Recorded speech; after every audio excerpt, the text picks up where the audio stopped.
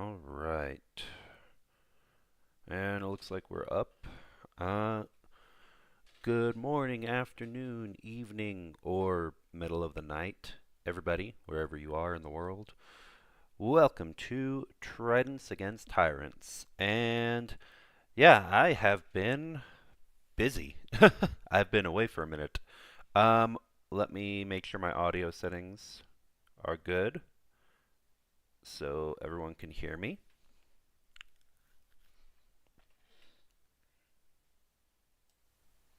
There we go. That should help a little bit. Okay, how's my audio? See, we've got. Oh, let's see. Hey, it wasn't me. Good to see you. And I also see Mitch Ashdown and Anna. Yeah, I have been gone for a minute. Um, Went ahead and shared the video on a couple of Discord servers. But couldn't get to all of them. So, if you can share on a server, if there's a section where people are allowed to share videos when they are getting started, streams, or on any other social media that you're using, Facebook or uh, Blue Sky, or if you still are on Twitter as well. Yeah, it's much appreciated. Um, but yeah, it's been a lot of stuff going on, as we're all aware. um, let's just start with. Oh, hold on one sec. Let me check something. I'm gonna hope that my signal is good because I am working from a new office today, and I'm on Wi-Fi. And I still need to string a network cable over here later. But for today's stream, seems to be doing okay. If uh, if I start cutting in and out or anything, just let me know so I have reference for next week, because we will be streaming again next week. First, let me just go ahead and cover the biggest stuff. One, where I've been busy. I uh, I was in Washington, D.C., and a few other states doing some work related to assistance to Ukraine. That was fairly successful. But yeah, I had all of that. Still have upcoming things that I'm going to be working on. Assisting with some documentary screenings in different places across the U.S. and maybe Canada as well.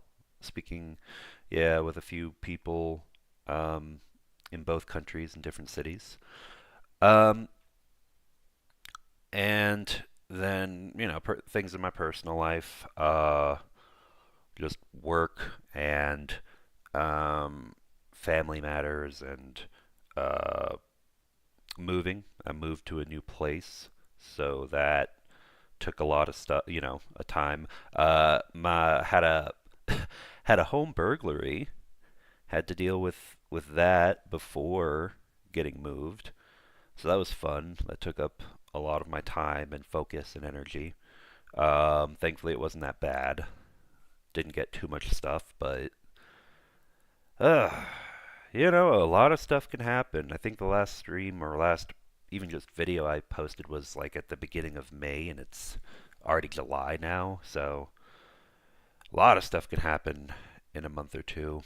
Um, but anyway, that's some of the stuff I've been doing. I'm glad to be back and glad to continue doing everything I can to keep people informed and uh, support the people and soldiers of Ukraine with this channel, with keeping people current with the news and with assisting with fundraisers. Oh, I see audio is fine. Perfect. Thank you.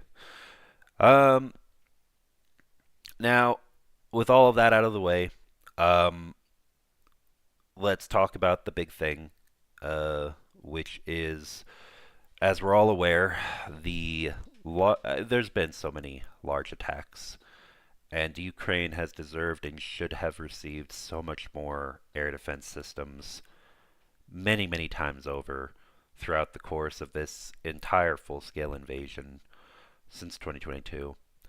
Um, but yeah, you know, Kyiv was rocked with the largest aerial bombardment, largest uh, bombing and drone attack since the beginning of the war, just last week. And, or no, I'm sorry, just earlier this week. What am I saying? Um, no, the days have been blurring together. And yeah, if you have any friends or family, any loved ones in Kiev, please be sure to check on them. Um, I've been talking with several people I know over there in the city and in other parts of Ukraine, and uh,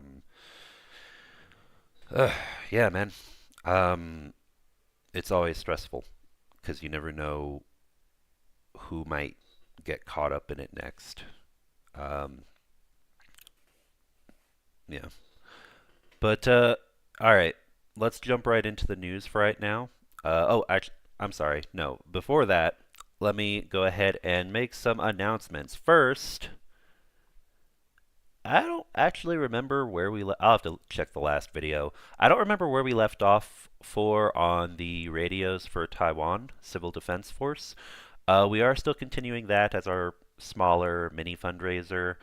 We've got 136 out of $500 because we focus on primarily Ukraine, but Taiwan is about to, in the years to come, especially with the way that things are going with the United States and its internal political strife, and that's putting it very mildly.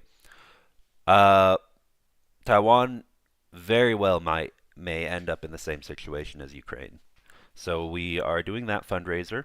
We're still doing the large fundraiser of 110 FPV drones for the 110th Mechanized Brigade. Still got quite a ways to go for that, but the link is in the description of the video, as always, if you want to donate on Monobank. Uh, and then if that doesn't work,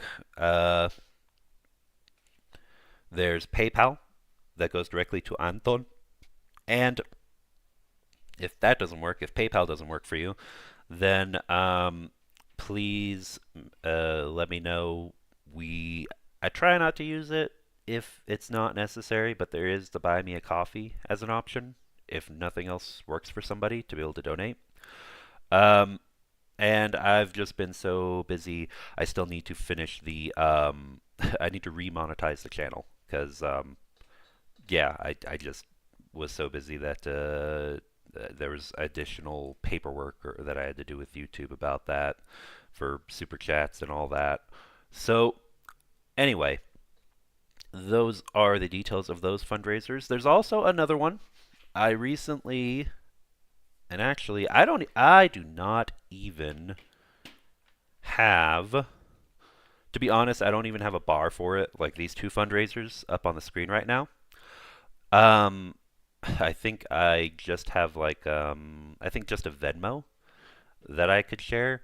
But there I recently got in touch with a trustworthy activist who's quite active in multiple different scenes. They are Ukrainian, but also they're involved in various other forms of activism related to the war and also just related to general human rights.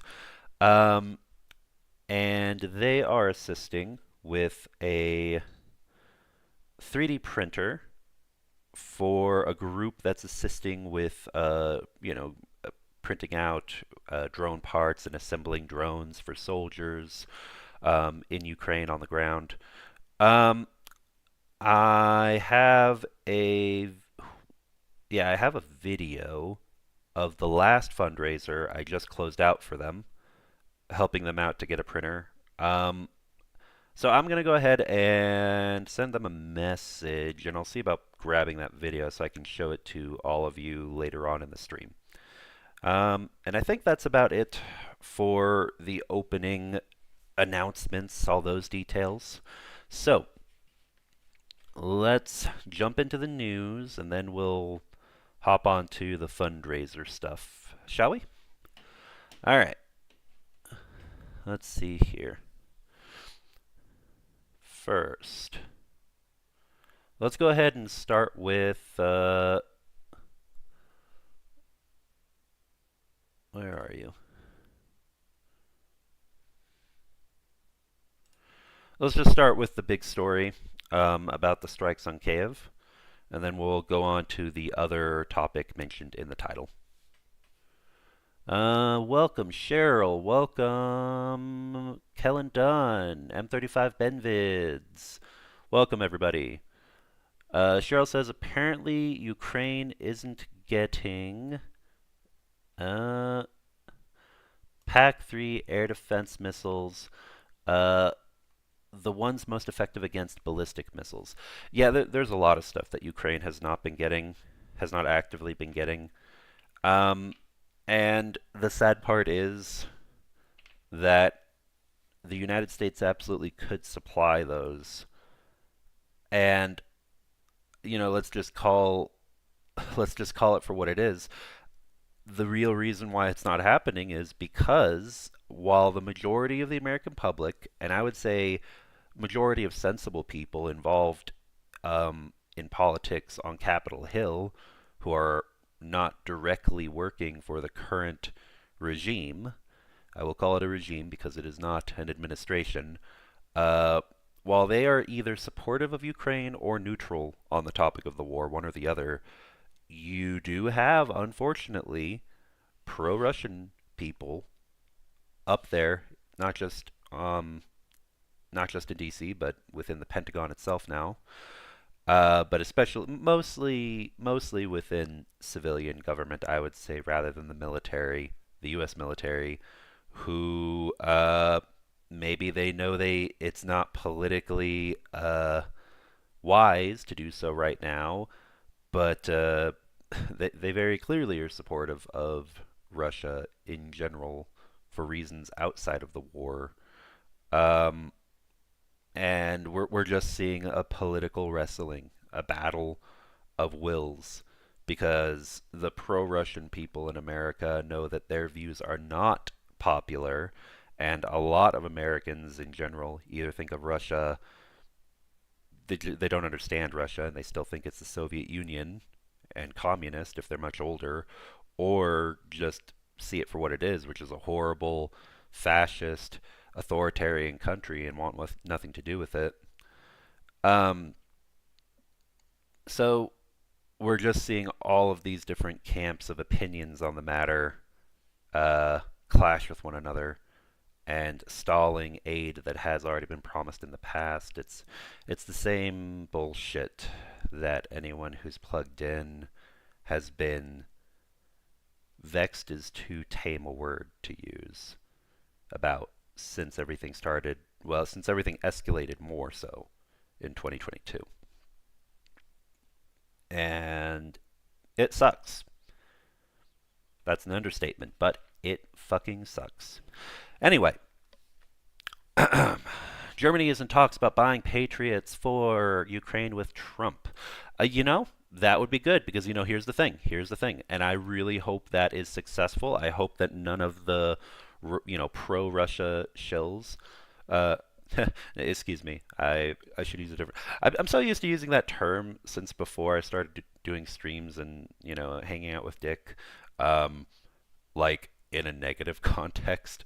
Since the pro-Russia idiots, the pro-Russia, um, circle around Trump, um, yeah, uh, want to keep things as they are and get as little aid to Ukraine as possible, the best way to get around that is just remember that the man is a tornado of chaos, I mean, if he wants to do something, he just does it. So, he's not in the best mental health in various ways. So if you can convince them that there's a deal to be made and you can really sell that and you have other people who can strengthen that narrative around him, then you have a shot. So hopefully allied nations will convince the Trump government to, hey, we need to sell these to Ukraine. Maybe Ukraine is paying for them. Maybe another country in Europe is paying for them. Who cares who's paying for them? You get money. You get what you want or resources, whatever, and Ukraine gets weapons and defense equipment, and maybe the rest of us too. Maybe Finland too. Maybe other countries that are now concerned about what's going to happen get that too, and you could make a lot of money. It's as simple as that. You just have to convince Trump that that he's going to make a lot of money somehow off of it. Anyway, all right, all right. I've been rambling enough. Let's go ahead and jump into the first article now. So, actually, there's two that are related, so we'll do these two. We'll do this one first. As soon as it enters reader mode. Come on, don't be slow. There we go.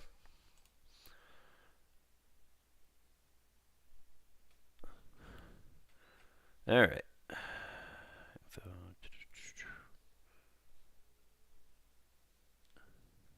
Oh, shoot. One sec. Where are you? There you are.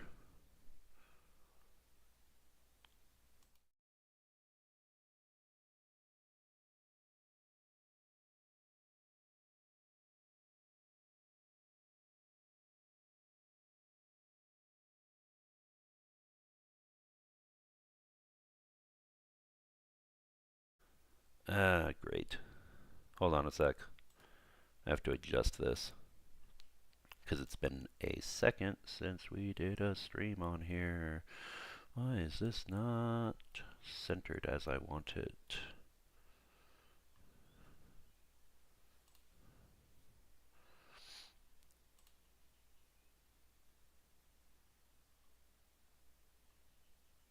Info cap.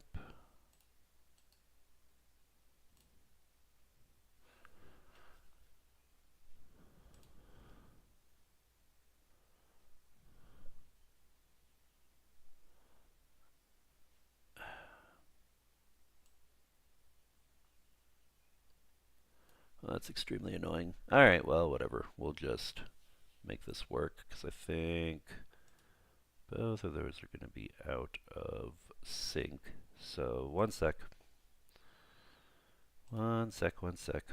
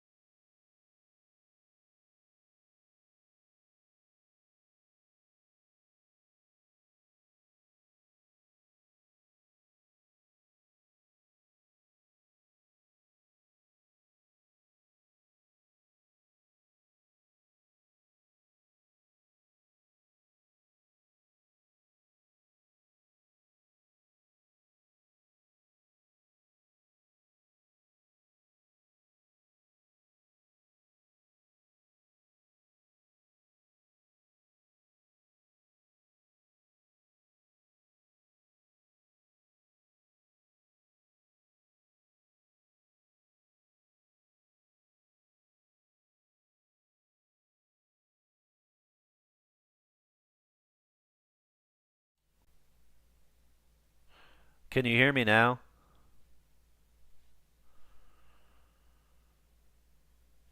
Can you guys hear me? Am I audible? Hello?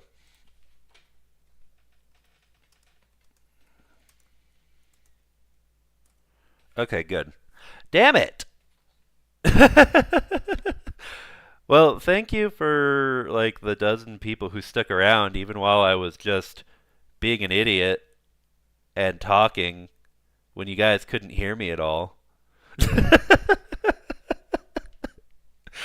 That sucks. I said a lot of stuff. That's okay, so watch. Actually, no, that's so weird because I know what happened. I had to switch back to check on something related to the visuals on the screen, and when I did so, ugh, yeah, I need to get my third monitor. It really will. It actually does make a difference because of all the different stuff and the way I've got this setup done for streaming. Um, Damn it. Okay. Well, let me just give you a quick 30-second recap. I was reading through most everything here. I was talking about how it's horrible that this attack happened on the 4th of July, largest attack since the war started on Kyiv.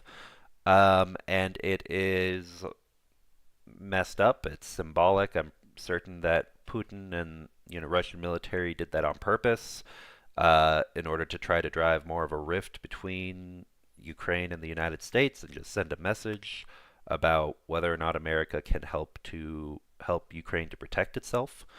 Um, I read through all the rest of this, and yeah, the last thing I was about to say when I noticed that the chat was trying to tell me stuff was that yeah, this image of firefighters from the Ukrainian Emergency Service. Just a big shout out to all first responders in Ukraine, especially.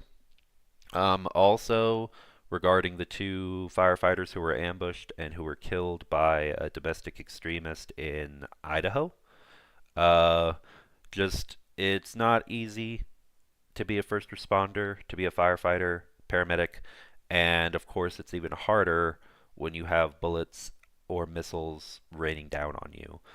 Um, so, all the respect in the world to them. Okay, now that you can hear me, um, welcome back, everybody. Okay, how do I want to do this to avoid that happening again? All right, this is what I'm going to do. One sec. We're going to do what I should have done from the beginning and put the live stream chat where I can easily see it.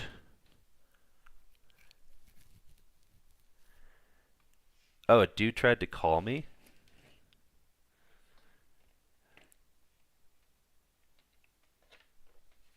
Well, thank you everybody for sticking around. I'm real sorry about that. Uh, was it on Discord? Oh, that's what that ping was. All right, thank you everybody for staying on top of me while I was rambling on. In any case, we'll continue with the article now. So let me go ahead and put this back up. Okay, and now we should be good. If anything happens visually, let me know. But I should be able to see it from my feed here in YouTube Studio. All right, so they discussed a possible future meeting between their teams to explore ways of enhancing Ukraine's protection against air attacks, Zelensky said. Um, oh yeah, what I said before, I think when the audio went out, is just that I respect Zelensky more than I hate Trump, which is saying a lot because I hate Trump pretty much every day of my life. Um, And I do think that it's going to be possible to negotiate, joint weapons production, more weapons and aerial defense shipments to Ukraine, all of that, because I think Trump is starting to realize that if he has to deal with foreign affairs, with things happening in other countries, um, Russia's not going to negotiate, and Russia's not. Russia is not an ally. Even if Trump and certain other people in his circle might want that to be the truth or be the case, it's not. Um, Russia's a horrible fascist, terrorist country, and you know, also a competitor of the United States. That's it's not.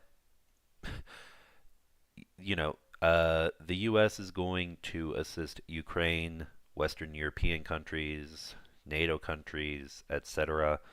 Um, you know, we're not going to see Trump go so insane that he tries to get the U.S. to join, like, I don't know, BRICS or something like that, and go full 180 because yeah, that would have consequences for Donald Trump.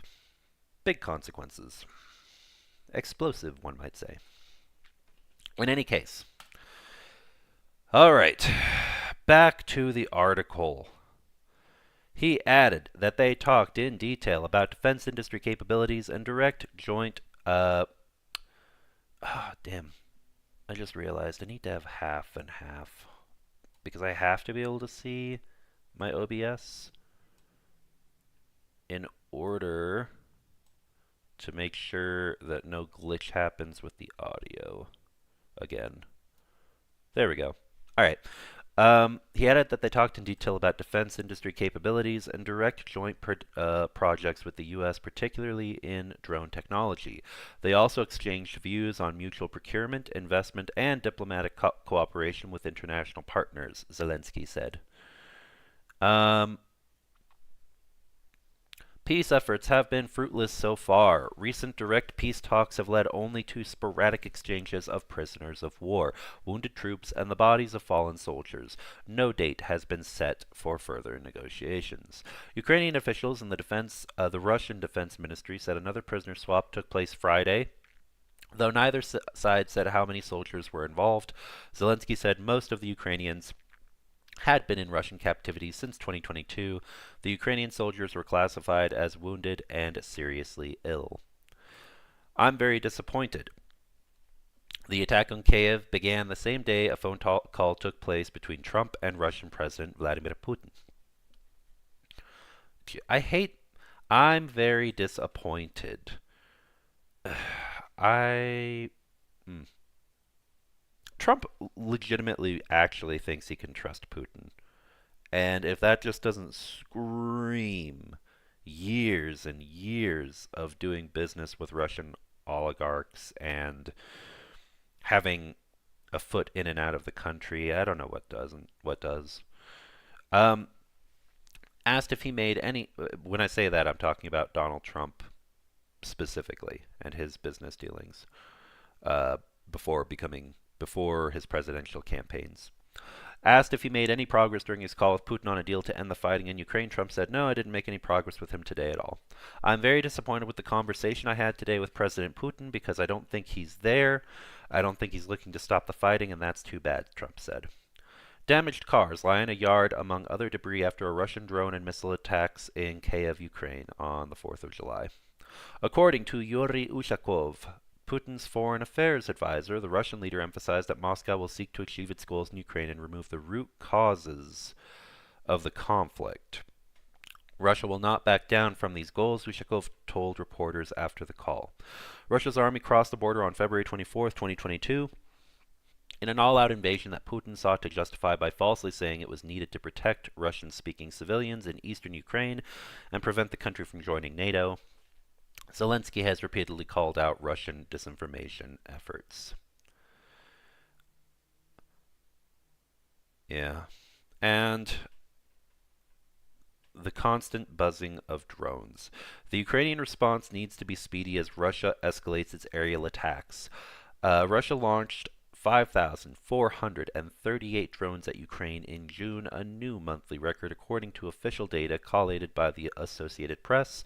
Ukrainian Foreign Minister Andriy Sybiha said earlier this week that Russia also launched more than 330 missiles, including nearly 80 ballistic missiles at Ukrainian towns and cities that month.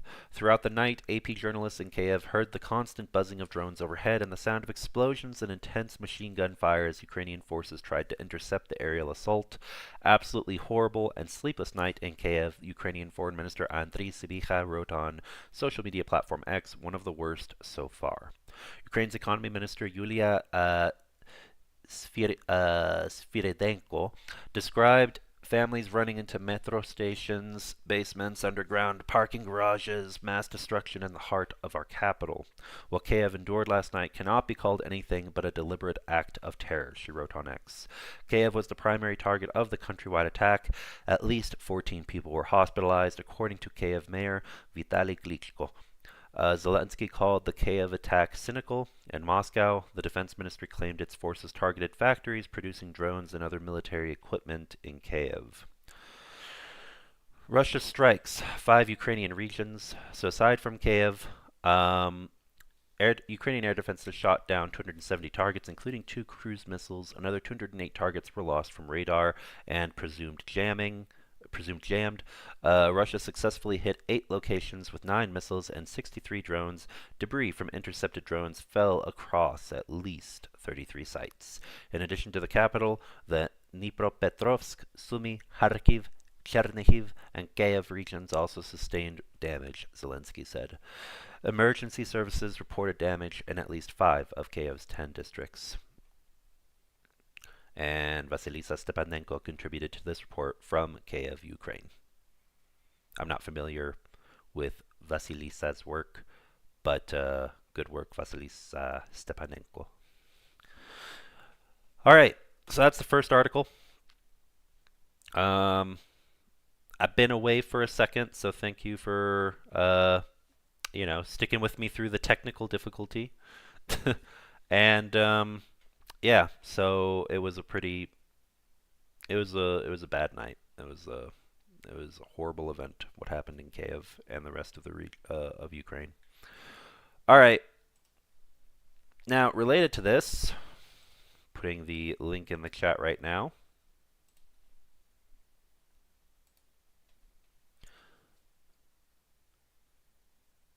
Was it a Russia, Iran, USA three-way against Ukraine, or Colby and Hegseth acting without adult supervision? Honestly, I mean, I don't want to say USA three-way against Ukraine.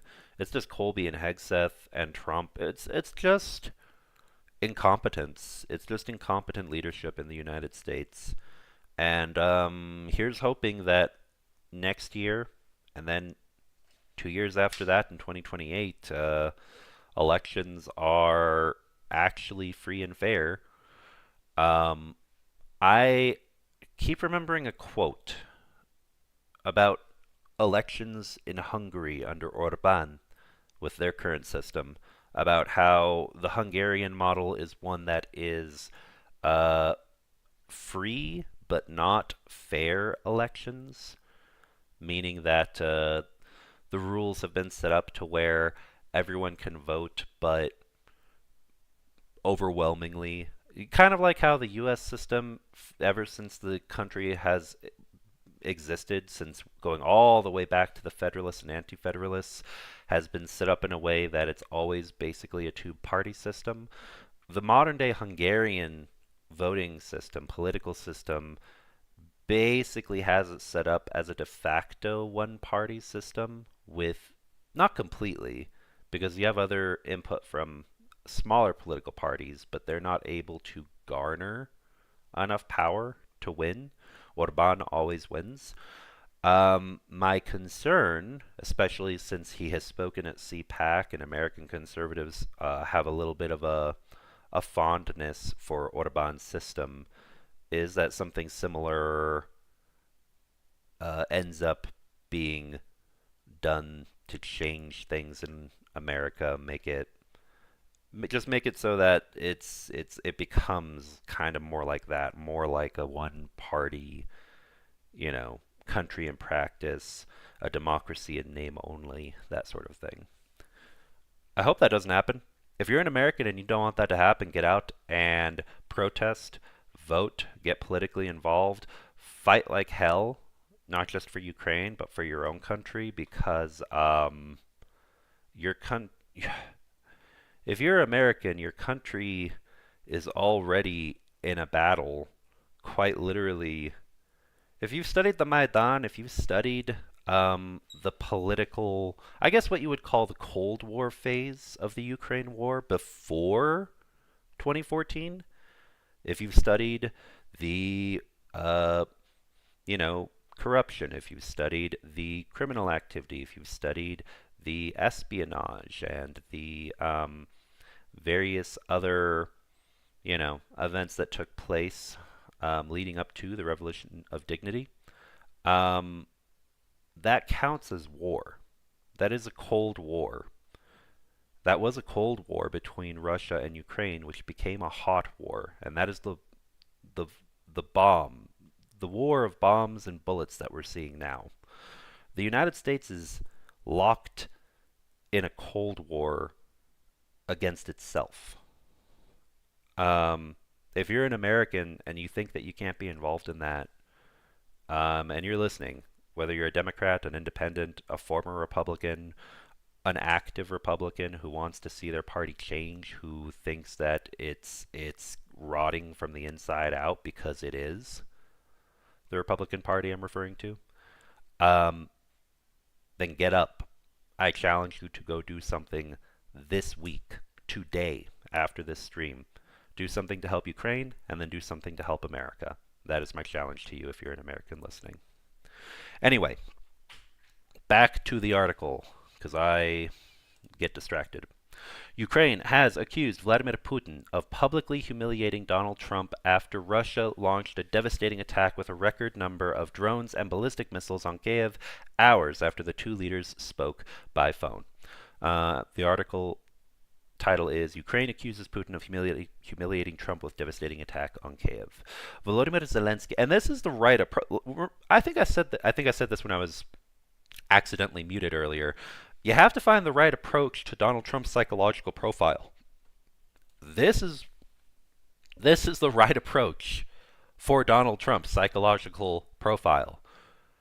He's a narcissist. I mean, if I had a degree and I were a specialist, then I would most likely actually diagnose him as a narcissist.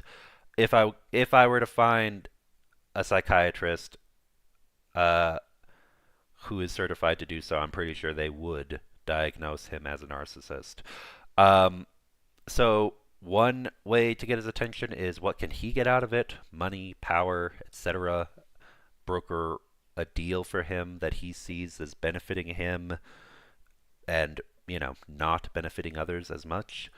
But, it something that, scratch my back, I scratch yours, that sort of thing. Or let him know that he's being made a fool of.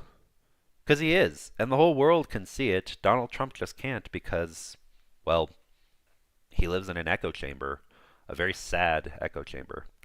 Volodymyr Zelensky described the 7-hour raid as a deliberate act of terror which immediately followed the call between Washington and Moscow. It was one of the most severe assaults of the entire war and a clear interpretation of how Moscow interprets diplomacy, he added. The sustained and coordinated nighttime attack involved more than 550 Russian drones and ballistic missiles, a record. Families in Kyiv spent the night in metro stations, basements, and underground parking garages. Oh, and I almost forgot. Let me unpin a message from chat. Smoke billows over Kyiv after a Russian drone attack. At least 23 people were injured in the assault, officials said. Drones could be heard circling the skies above the Ukrainian capital one after another. There were numerous booms and explosions and the rattle of machine gun fire as Ukrainian air defense units tried to shoot down the missiles. The air raid ended at 9 a.m. local time, Ukraine, leaving a thick pall of choking black smoke over the city. Residents were advised to keep their windows shut because of fires. According to officials, one person was killed and at least 23 people were injured. To be honest, I think the number was a little higher in the other article, but that just goes to show that Ukraine has this down to a T, how to respond and how to get people to safety, because that is horrible. Um, uh, you know, but I think the other articles did say it was, I think it said less than 10 people killed. I could be wrong. No, one person was killed and at least 23 were injured. I think these numbers were higher, but it could have been a lot worse. So, um, 14 were taken to hospital, blast damage, damaged apartment blocks, cars, and warehouses. So, props to Ukraine for adapting as necessary. There was also disruption to the normally reliable rail network. Passengers arriving at Kyiv's main station on Thursday night had to file out through underground tunnels, with the main concourse closed and many services on Friday delayed. After his conversation with Putin on Thursday, Trump said they discussed the war in a pretty long call, but he said there was no movement towards a ceasefire, with Putin reportedly insisting on Ukraine's capitulation. I'm not happy about that. No, I didn't make any progress with them today at all, Trump said. Um, Ukraine firefighters battle a fire after the Russian attack on Kyiv. Again, respect to firefighters, especially Ukrainian firefighters. They go through a hell of a lot. Thursday's attack came after the Pentagon this week halted the delivery of some weapon shipments to Ukraine, including replacement interceptor missiles used in Patriot air defense systems. Ukrainians have said the decision leaves their cities defenseless, emboldens Russia, and facilitates deadly attacks. The Ukrainian government has been careful not to criticize the U.S. president directly, but it wants Washington and other allies, including the UK and EU, to put further pressure on Moscow to stop the war and its relentless aerial attacks on civilians. There must be consequences, not eventually, but now, Zelensky said. Strengthened sanctions, immediate delivery of air defense systems. A shift from caution to clarity. The Kremlin is watching the world's reaction. So are others.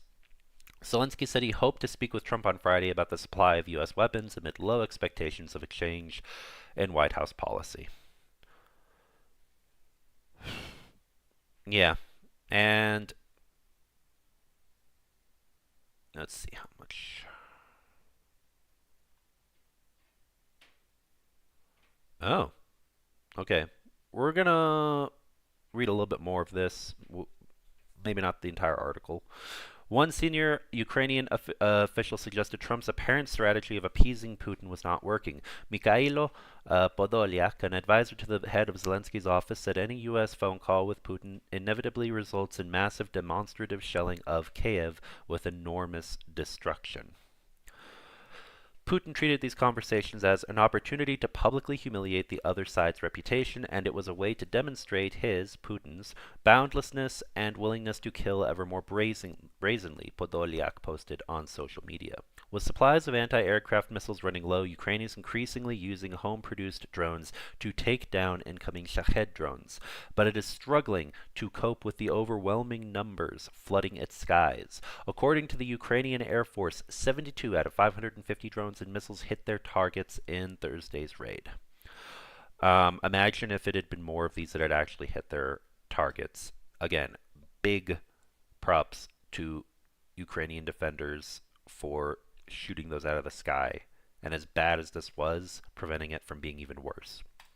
On Friday, volunteers and pupils were sweeping up debris from their school, number 22, which was damaged during the attack. An intercepted Russian drone landed on the yard and ignited, setting fire to cars and shattering windows and balconies. A second drone hit a nearby apartment block on Vidrani Avenue in the southwest of Kyiv. It was a terrible night. It's roulette. You don't know where the drones will land, said Yaroslava Savchenko, a teacher. She spent the night sheltering in the corridor of her home and cradling her terrified cat. I counted the Shaheds, Iranian-made drones. There were so many I gave up and started praying. Around 4 a.m. there was a massive bang. Dust flew into my flat. In the morning I left footprints like Santa, she said.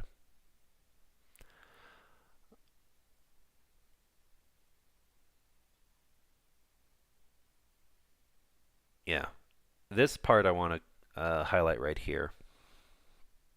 Poland's foreign minister Radek Sikorski said the Polish consulate in Kyiv was damaged early on Friday. President Trump, Putin is mocking your peace efforts. Please restore supplies of anti-aircraft ammunition to Ukraine and impose tough new sanctions on the aggressor, he posted on X. Former head of NATO, Anders Fogh Rasmussen, said Russia's president senses weakness from the US and from Europe.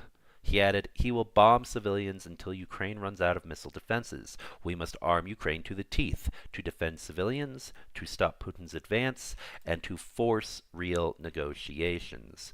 Yeah, precisely. I really hope that some third country, if the US won't do it, whether it's South Korea, which might be difficult because a lot of South Korea's weapons are from the US, or Poland, or Germany, or the UK. I keep hoping that we will see a country actually put troops on the ground, boots on the ground.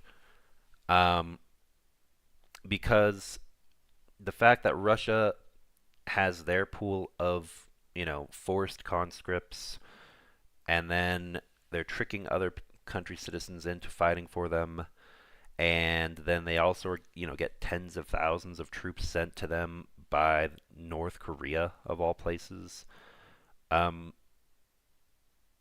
It's not just America. I'm calling out the collective Ukrainian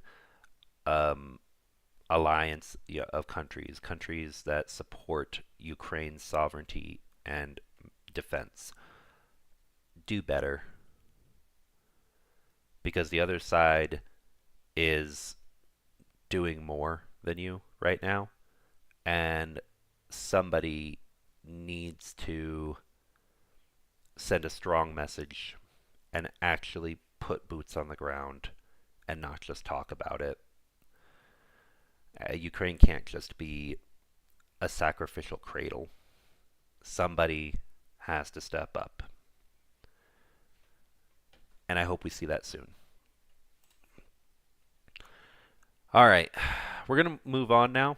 I'm going to take a look at chat. Let me go ahead and close this for now. Let me put this back up. All right, let's look at chat.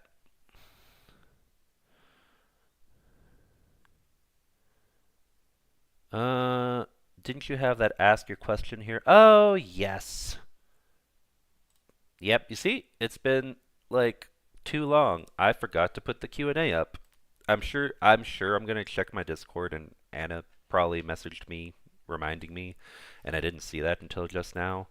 I need to start asking right after this stream. I'm going to start asking a good friend of mine to watch my streams, who literally can probably be the easiest way for me to prevent that issue in the future. Anyway, let me put this up right now. Thank you for the reminder.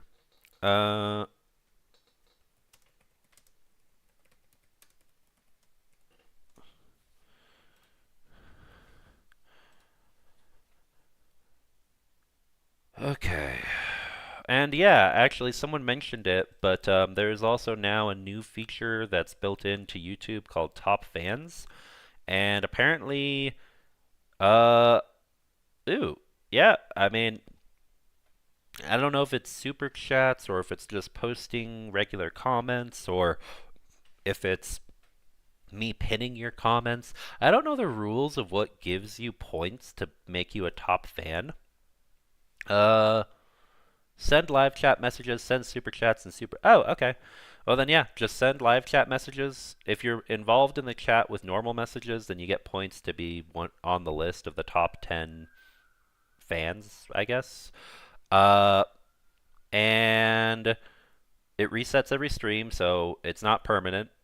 And once I have it fixed and up again, you also get points for sending super chats and super stickers.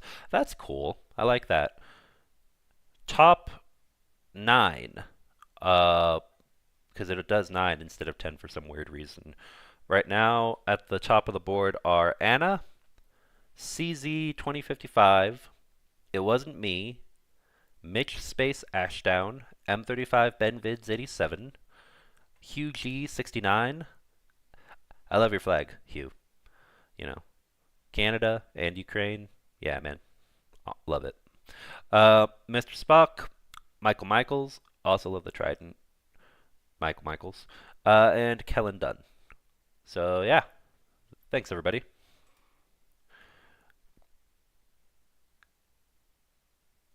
Let's see. All right, now let me check chat. Oh, are we talking about? Yeah. That's another thing. Beyond the war in Ukraine, we stand against every form of tyranny. I've been working with a lot of people against the modern day American Gestapo guys. And that let me say that loud and clear for anyone who I'm pretty sure everyone here is a regular, but anyone who's listening who maybe isn't, we don't tolerate like alligator Auschwitz stuff here. If you're someone who's going to be coming and, you know, talking about that as though it's a good thing, then you are, anyone who would ever dream to think that, I'm just going to say it now, you're not welcome here. Anyone, again, regardless of political party or lack of political party, I don't care if you're a Democrat, a Republican, a Libertarian, Independent, meaning you have no party, um, if whatever, um, former Republican, etc. Uh, if you're here and you care about Ukraine and you care about human rights, you care about people being treated like human beings, you care about the future of freedom and democracy in both Ukraine and the United States and Canada, a sovereign Canada. Let me add that right now. A sovereign, independent nation of Canada, not any 50 state, 51st state bullshit. That's not going to be tolerated here. You are welcome to be here. And these are all topics we need to and are going to talk about. I might start doing a segment specifically focused on the Americas, or at least North America. And by that I mean like Canada, the U.S., Mexico, I'll count the Caribbean. And also probably Greenland, just because news about Greenland is super important, and there's of course been a lot of concern about, if something negative will happen to Greenland because of the craziness in America right now. Yeah, I might need to start doing a segment specifically focused on North America in addition to Ukraine.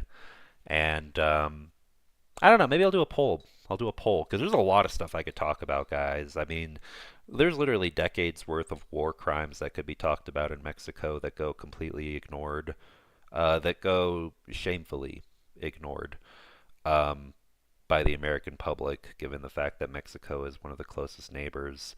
There's the referendum in Alberta.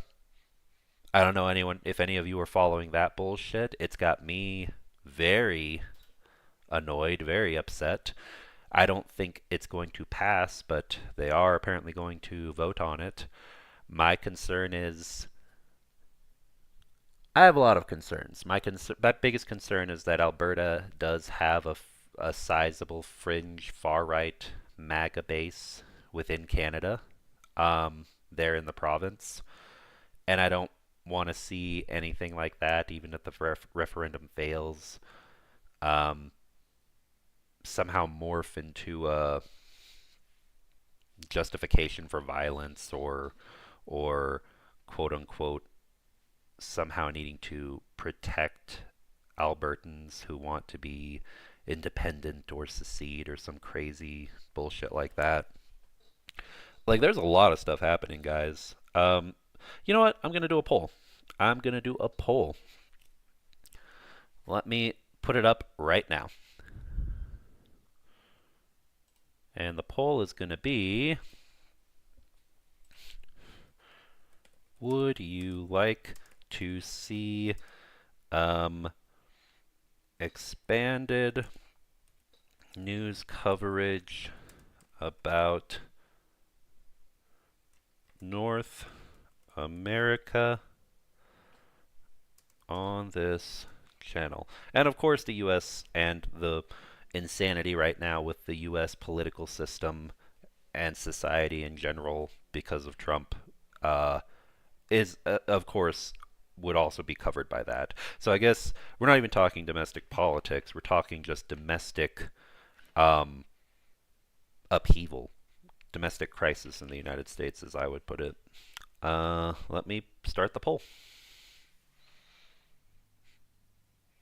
I'm going to keep it simple, just a yes or no poll.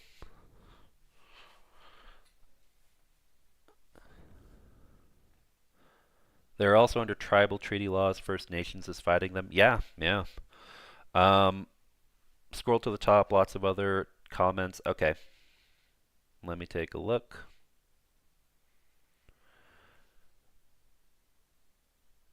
Yeah, ICE can arrest and drag anyone off without due process before anyone can blink twice. Guys, ICE is Gestapo, and right now they're just right now they're focused on undocumented immigrants, but they're also going after. I mean, they are. It's already being observed that they're going after um, people who do have valid green cards and visas, either finding loopholes or ways, waiting until the very moment something expires and giving no grace period or leeway, just you know biding their time.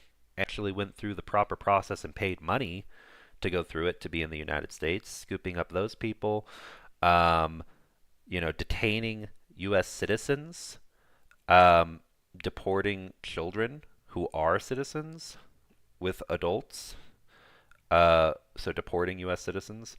I mean, the next step really just is, denaturalization, denaturalizing. If you are a citizen of the United States who was not born in the United States, they're not just talking about it. They're putting forward the steps to make it easier to take away citizenship from those folks. Um, and already you have rhetoric about, de- not like incorrect use of the word, quote unquote, deporting natural born citizens, that the that Trump doesn't like, that he personally considers to be criminals, which would basically just be anyone that he doesn't like because he's a man-child. Um, it's pretty scary times. If you guys have heard about the thing in Djibouti, about you know, there was a they were literally flying people to Sudan, no, South Sudan. My apologies.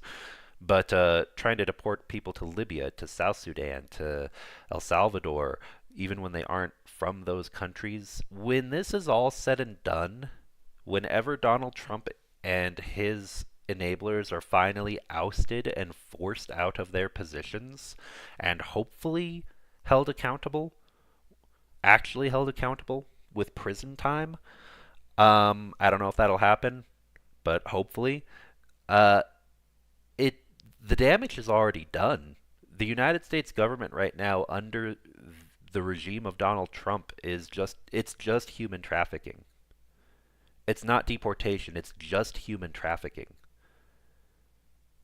If you want to talk about a criminal state, ICE basically is just grabbing people, sending them wherever the hell they want, getting paid for it, and those people will disappear without a trace. I guarantee it.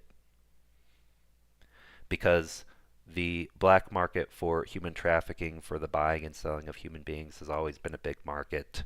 And right now, this horrible regime in the US is just going to basically make business really, really good for a bunch of black market dealers.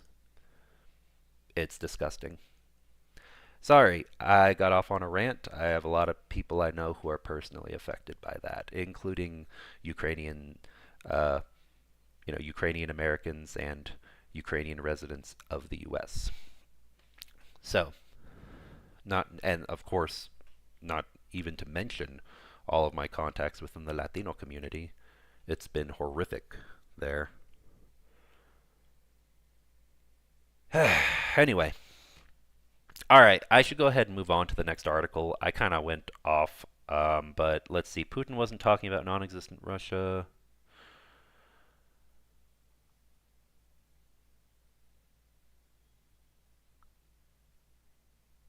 Okay. Okay. Data. Oh, audio went out for a sec. Uh, hmm. Yeah.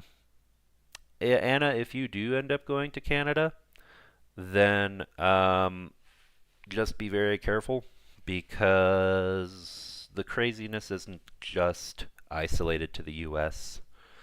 Um, it is an expanded crisis that also touches Canada and Mexico. In Mexico, they call those people coyotes, referring to ice, says Grunge Thing. Yeah, yeah, exactly. I mean, basically, ice has just become exactly what they claim to combat, or I guess in coordination with Border Patrol, claim to combat. Um, people smugglers, not even smugglers, just people traffickers. It's pretty bad. Um, all right, let's see.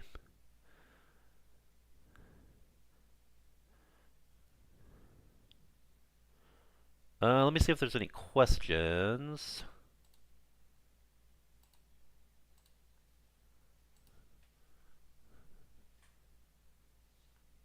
Oh, from Grunge Thing.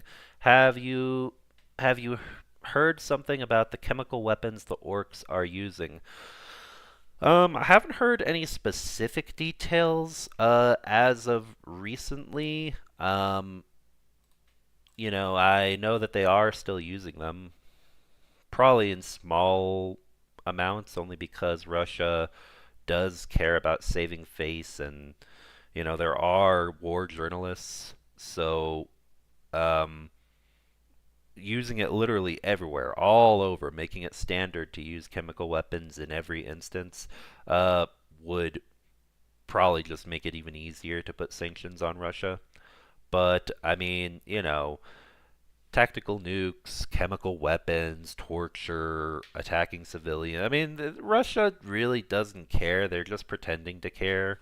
They're already breaking so many things related to the Geneva Convention that it's mind-boggling.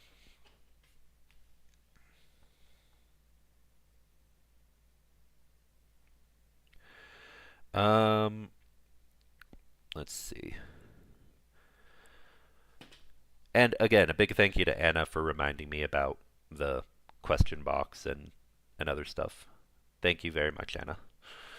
Um, okay. Yeah.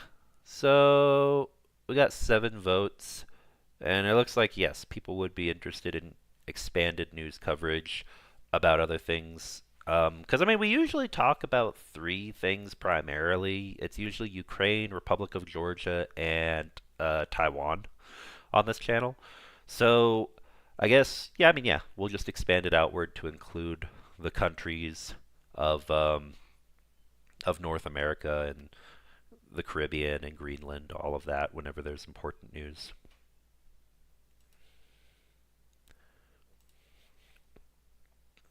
Okay. And thanks for a great question, Grunge Thing.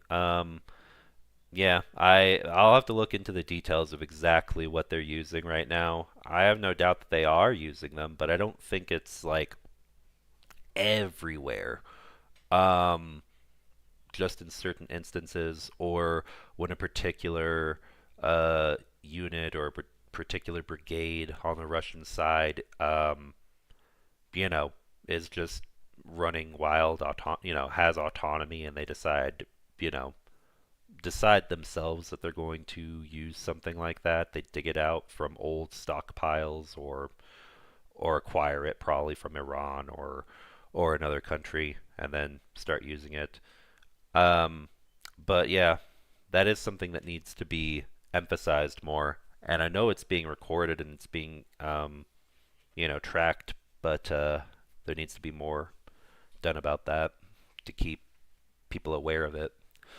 Um, all right, let's do the next article because we're already. Oh man, we're already more than an hour into this stream, and I've got two more articles, and then I want to talk about fundraisers for Ukraine and Taiwan. Okay, so one sec.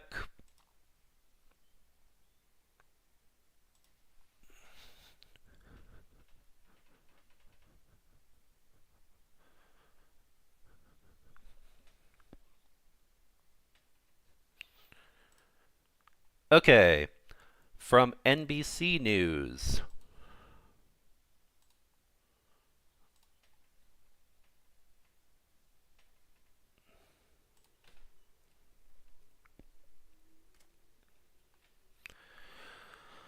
Hegseth halted weapons for Ukraine despite military analysis that the aid wouldn't jeopardize U.S. readiness. The Defense Department held up a shipment of U.S. weapons for Ukraine this week over what officials said were concerns about its low stockpiles. But an analysis by senior military officers found that the aid package would not jeopardize the American military's own ammunition supplies, according to 3 U.S. officials. Hold up. There we go. The move to halt the weapons shipment blindsided the State Department, members of Congress, officials in Kyiv, and European allies, according to multiple sources with knowledge of the matter. Critics of the decision included Republicans and Democrats who support aiding Ukraine's fight against Russia. A leading House Democrat, Adam Smith of Washington, said it was disingenuous of the Pentagon to use military readiness to justify halting aid when the real reason appears to be simply to pursue an agenda of cutting off American aid to Ukraine. There is the traitor, Pete Hegseth. My apologies. I said his real title out loud.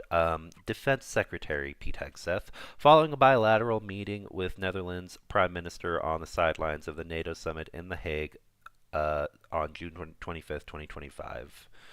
That's his pretend title of Defense Secretary, or at least in a sane world, that would be the case.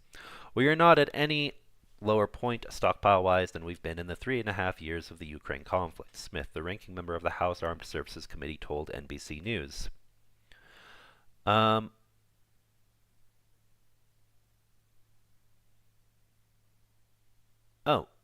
Cheryl has a question from a while back when I was on mute.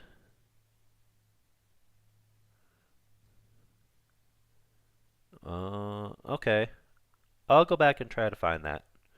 Sorry about that, Cheryl.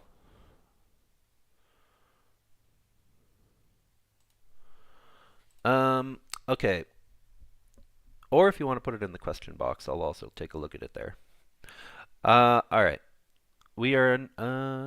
Smith said that his staff has seen the numbers and, without going into detail, that there are no indication of a shortage that would justify suspending aid to Ukraine. Suspending the shipment of military aid to Ukraine was a unilateral step by Defense Secretary Pete Hegseth, according to 3 congressional aides and a former U.S. official familiar with the matter.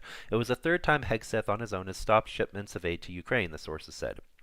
In the 2 previous cases, in February and in May, his actions were reversed days later.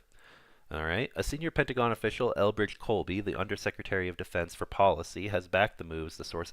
The fact that he did this at the timing of this, right when Russia made their huge attack on Ukraine, on Kyiv. I mean, you don't have to be the smartest guy in the world to see that a person like Pete Hegseth, who happens to be tatted up with a lot of particular symbols that are also popular among the circles of Russian extremists and other extremists of a certain variety around the world.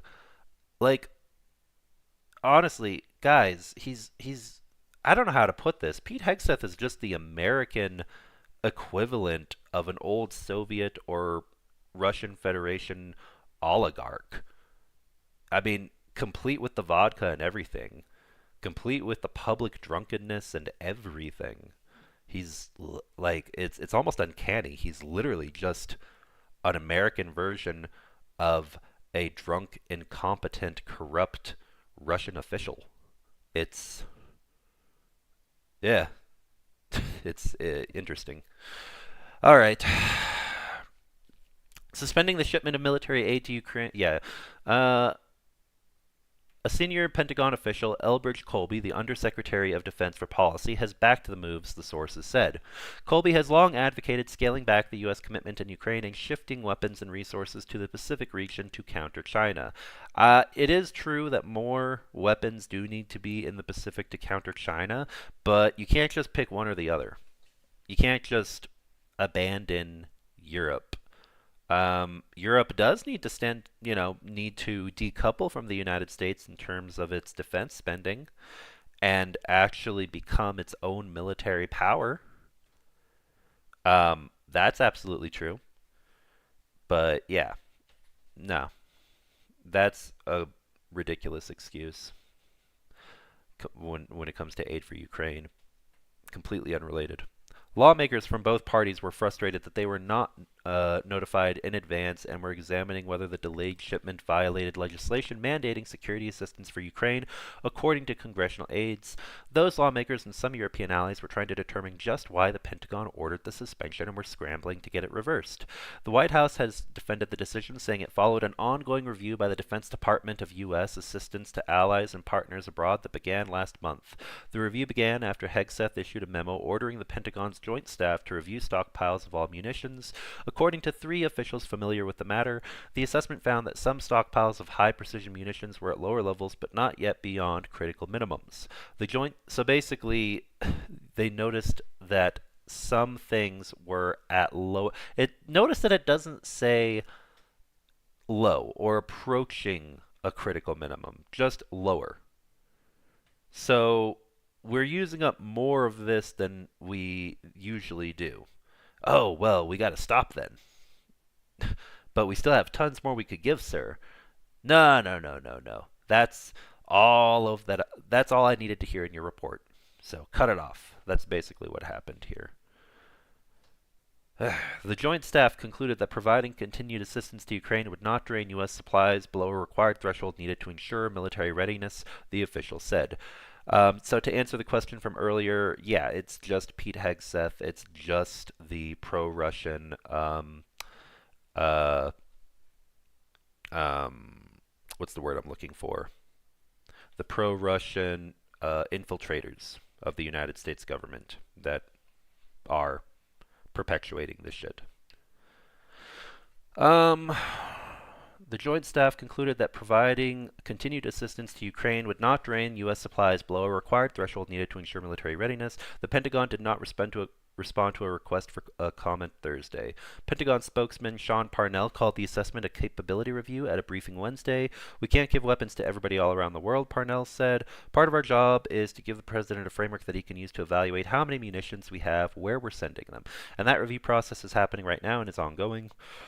Ukraine has issued urgent appeals to Washington for more air defense systems as Russia has stepped up its bombardment of Ukrainian cities.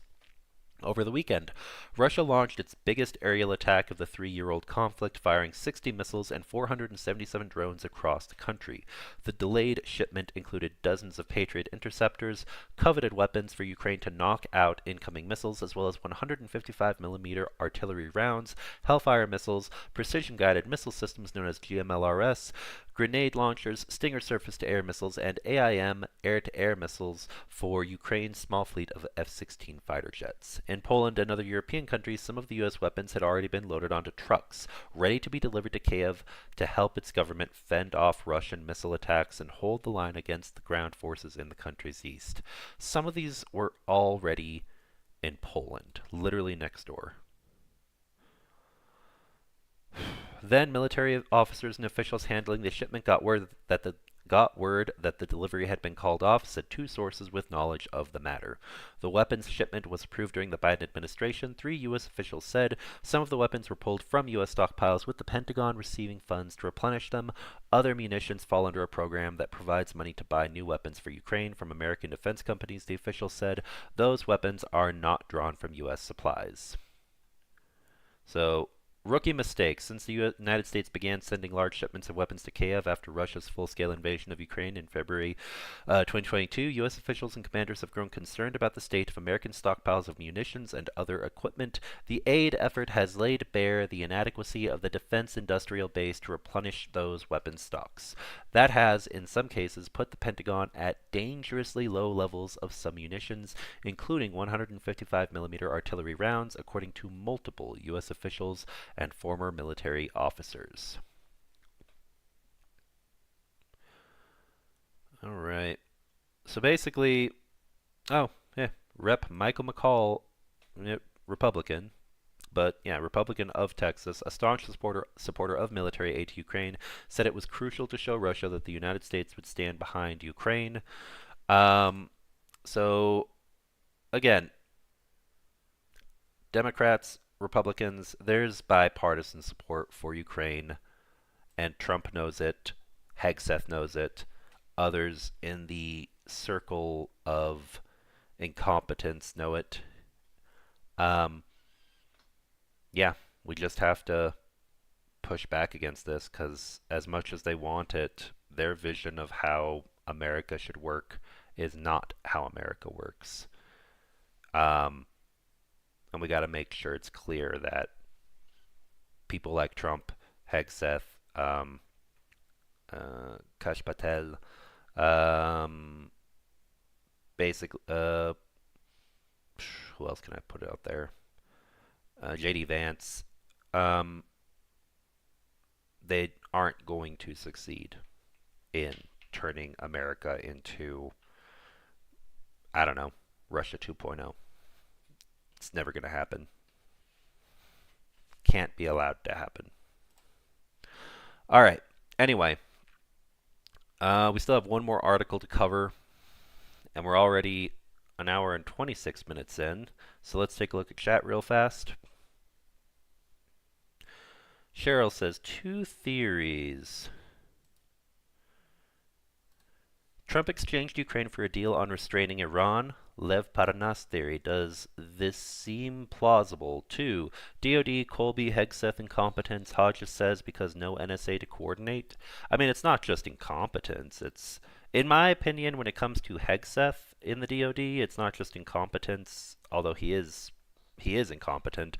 It's malicious. I mean, they're not just against aid to Ukraine because they don't like Ukraine. I mean, I legitimately believe that Hegseth, I think that a person like Donald Trump is just a narcissist who will do business with and become, will buddy up with someone like Putin and other Russian oligarchs and businessmen because it benefits him. So, I mean, he's like a potential Russian asset, but not agent. As in, I don't think that he actually takes any cues or would do things that he sees as benefiting Russia just because he's someone who would see himself as loyal to Russia. Trump is just loyal to himself. Hegseth, I could 100% see Hegseth as someone who does what he does because of a horrible, misguided ideology. Hegseth is the kind of person who I think, not just because of incompetence, but because of actual traitorous, malicious intent. And again, I don't have proof. This is just me speaking hypotheticals, speaking my thoughts on the person himself and what I know of him and his history.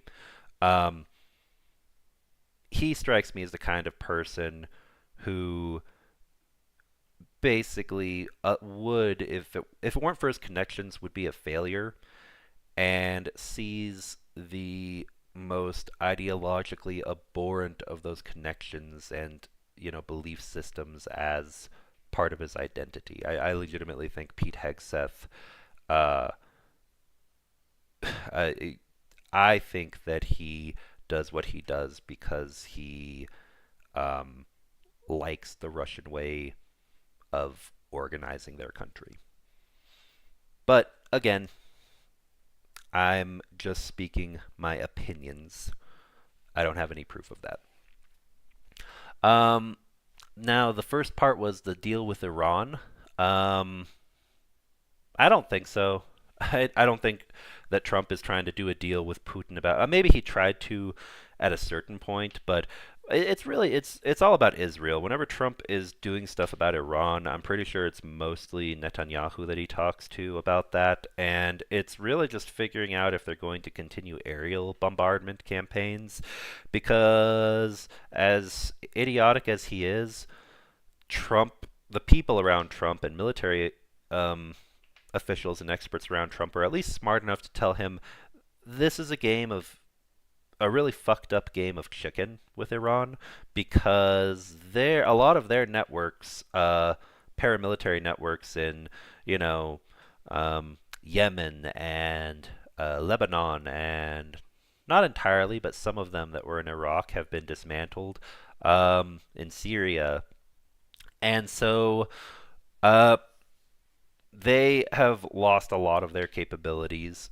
temporarily for now to be able to strike out using proxies against Israel, U.S. allies, etc. Um, and but at the same time, you don't have the strongest of extremely close, extremely friendly allies in the forms of the Iraqi government or any other governments really in the area. Maybe Kuwait, but Kuwait doesn't really count.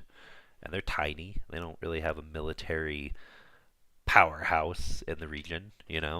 Um, Basically, you don't have. You've dismantled our networks. Your networks don't really like you all that much. It's just kind of an alliance of convenience, with the exception of a handful of small groups that do actually like the U.S. and allies. Um, and so that combined with the fact that so there's no guarantee of being able to easily get troops over to the Iranian border. You're not, if you don't have a strong, stable, democratic, and extremely pro USA, pro NATO, pro Israel Iraq, since that didn't happen, since the US failed strategically, ideologically, in being able to achieve that during the Iraq War, and subsequent conflicts following the Iraq War, a ground invasion of Iran would be so costly it wouldn't be worth it. The mountains of Iran would make an invasion of Tehran, and the rest of the country pretty inadvisable. Um, and also, so that's not going to happen, but Iran's also not going to want to back down. But there's also no weapon supply networks through Azerbaijan or Armenia or Turkey um, or of course not through Iraq. You're not going to get a good. You'll have another war in Iraq, another civil war before you see a sophisticated logistics network that arms um, revolutionaries who rise against the mullahs and Khamenei in Iran. Basically, I to answer your question, because I know I'm being long-winded, I'm keeping an eye on Azerbaijan and Turkey. What Azerbaijan and Turkey do, I think, will have a bigger impact on what happens to Iran. And whether or not Iran, Azerbaijan, and Turkey end up having a lot of beef, we're already seeing news reports of Azerbaijan being pissed and very angry about, abuse and death of Azeri nationals in Russian territory inside of Russia. There's tensions between those two countries. Turkey and Russia always have kind of a, love-hate, mostly hate relationship, because they see each other as rivals. So yeah, To answer your question, I don't think that the Trump government is competent enough to actually keep up with the complexity of it all, but the only real inroad to a major change in Iran will come from the north. It'll come from the Caucasus area and Turkey.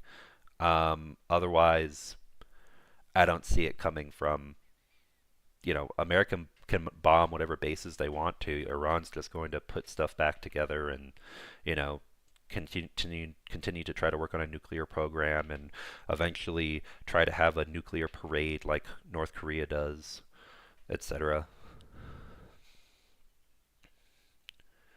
Um, Iran shot rockets at 3 or 4 military bases in Israel in the last 24 hours. Nothing about it in the mainstream news except that Iran closed the sky.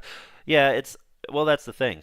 Iran and Israel have been lobbing rockets at each other a lot. I mean, I remember when a while back, a few years back, when Iran announced like 2 days ahead of time, we're going to bomb Israel, and the news was tracking it as though it were an actual, I mean, as though you don't announce something like that 2 days ahead of time. I think people are desensitized until there's actually a strike that is catches them by surprise and causes massive death and destruction, just because both sides, Israel and Lebanon, Hezbollah have been lobbing bombs at each other. Israel and Iran have been lobbing, missiles at each other back and forth. There's the stuff in Syria. It's yeah, unless Jerusalem or Tel Aviv gets hit so hard that there are hundreds of deaths or more, um, or vice versa, unless Tehran gets hit that hard and there are hundreds or thousands of people dead. Um, I don't think it's going to. I don't think we're going to see that stuff plastered over the news unless that's the case. Um. Anyway, all right, unpin, and let's see. Turkic states unite. Yeah, honestly, there are Turkic people groups inside of Russia, or ethnic minority groups that are Turkic in origin. Um, wouldn't it be great if Turkey and Russia were so angry at each other that Turkish? Oop,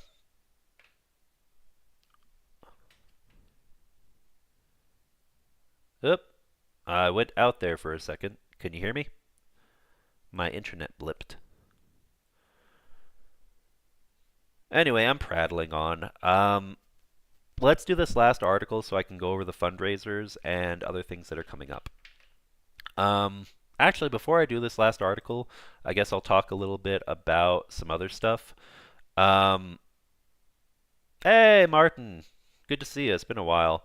I know, I know. I mentioned at the beginning of this stream all the stuff I've had going on, like um, flying around to different cities for Ukraine support related stuff, doing film documentary screenings, stuff in Washington, D.C., did a few other things recently, traveling up through a few provinces in Canada. But anyway, um, yeah, been really busy. And then work, and then family, and then my old apartment got robbed, so I had to deal with that. Basically, I had a whole bunch of stuff, so I needed like, wow, I think it was 2 months. Yeah. Oh shoot, this laptop's about to die. One sec, I need to grab my charger. Be right back.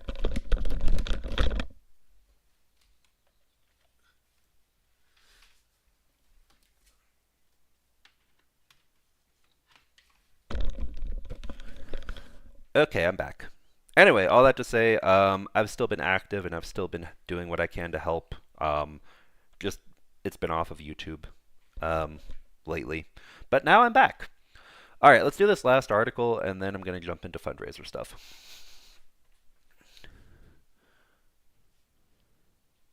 Oh, I see a question from Hugh G. Question: do you think that conflict between Azerbaijan and Russia will escalate?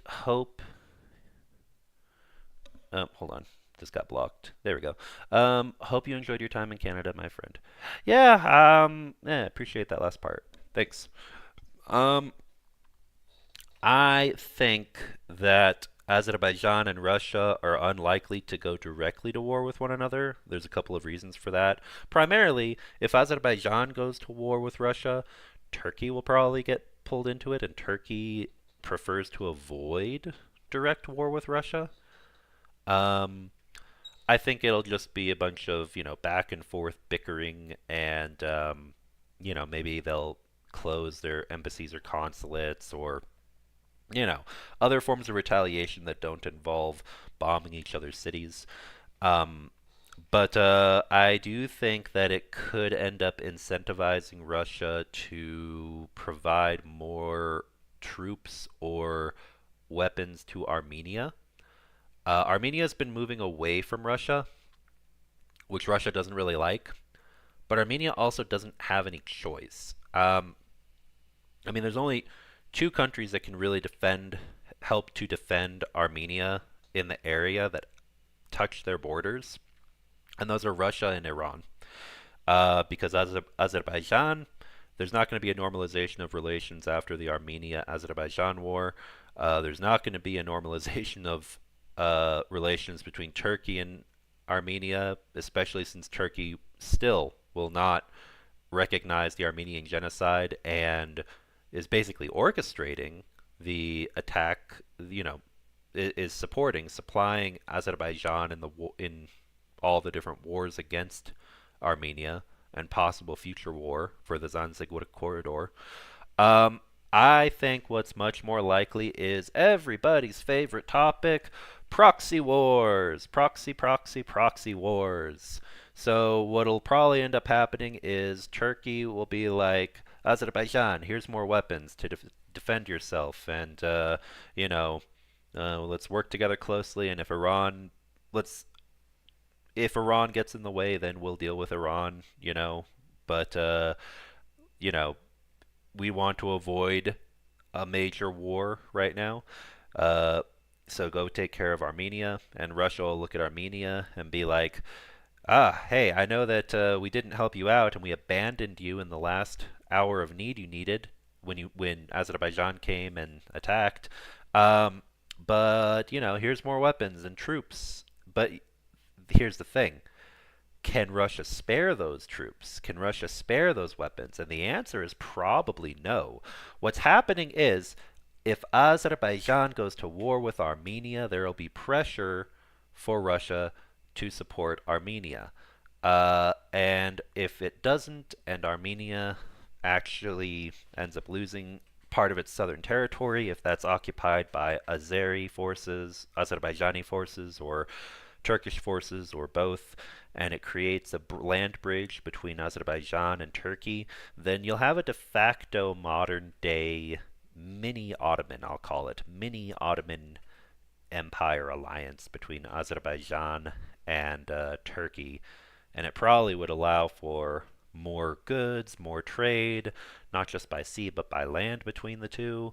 It would strengthen the two potentially.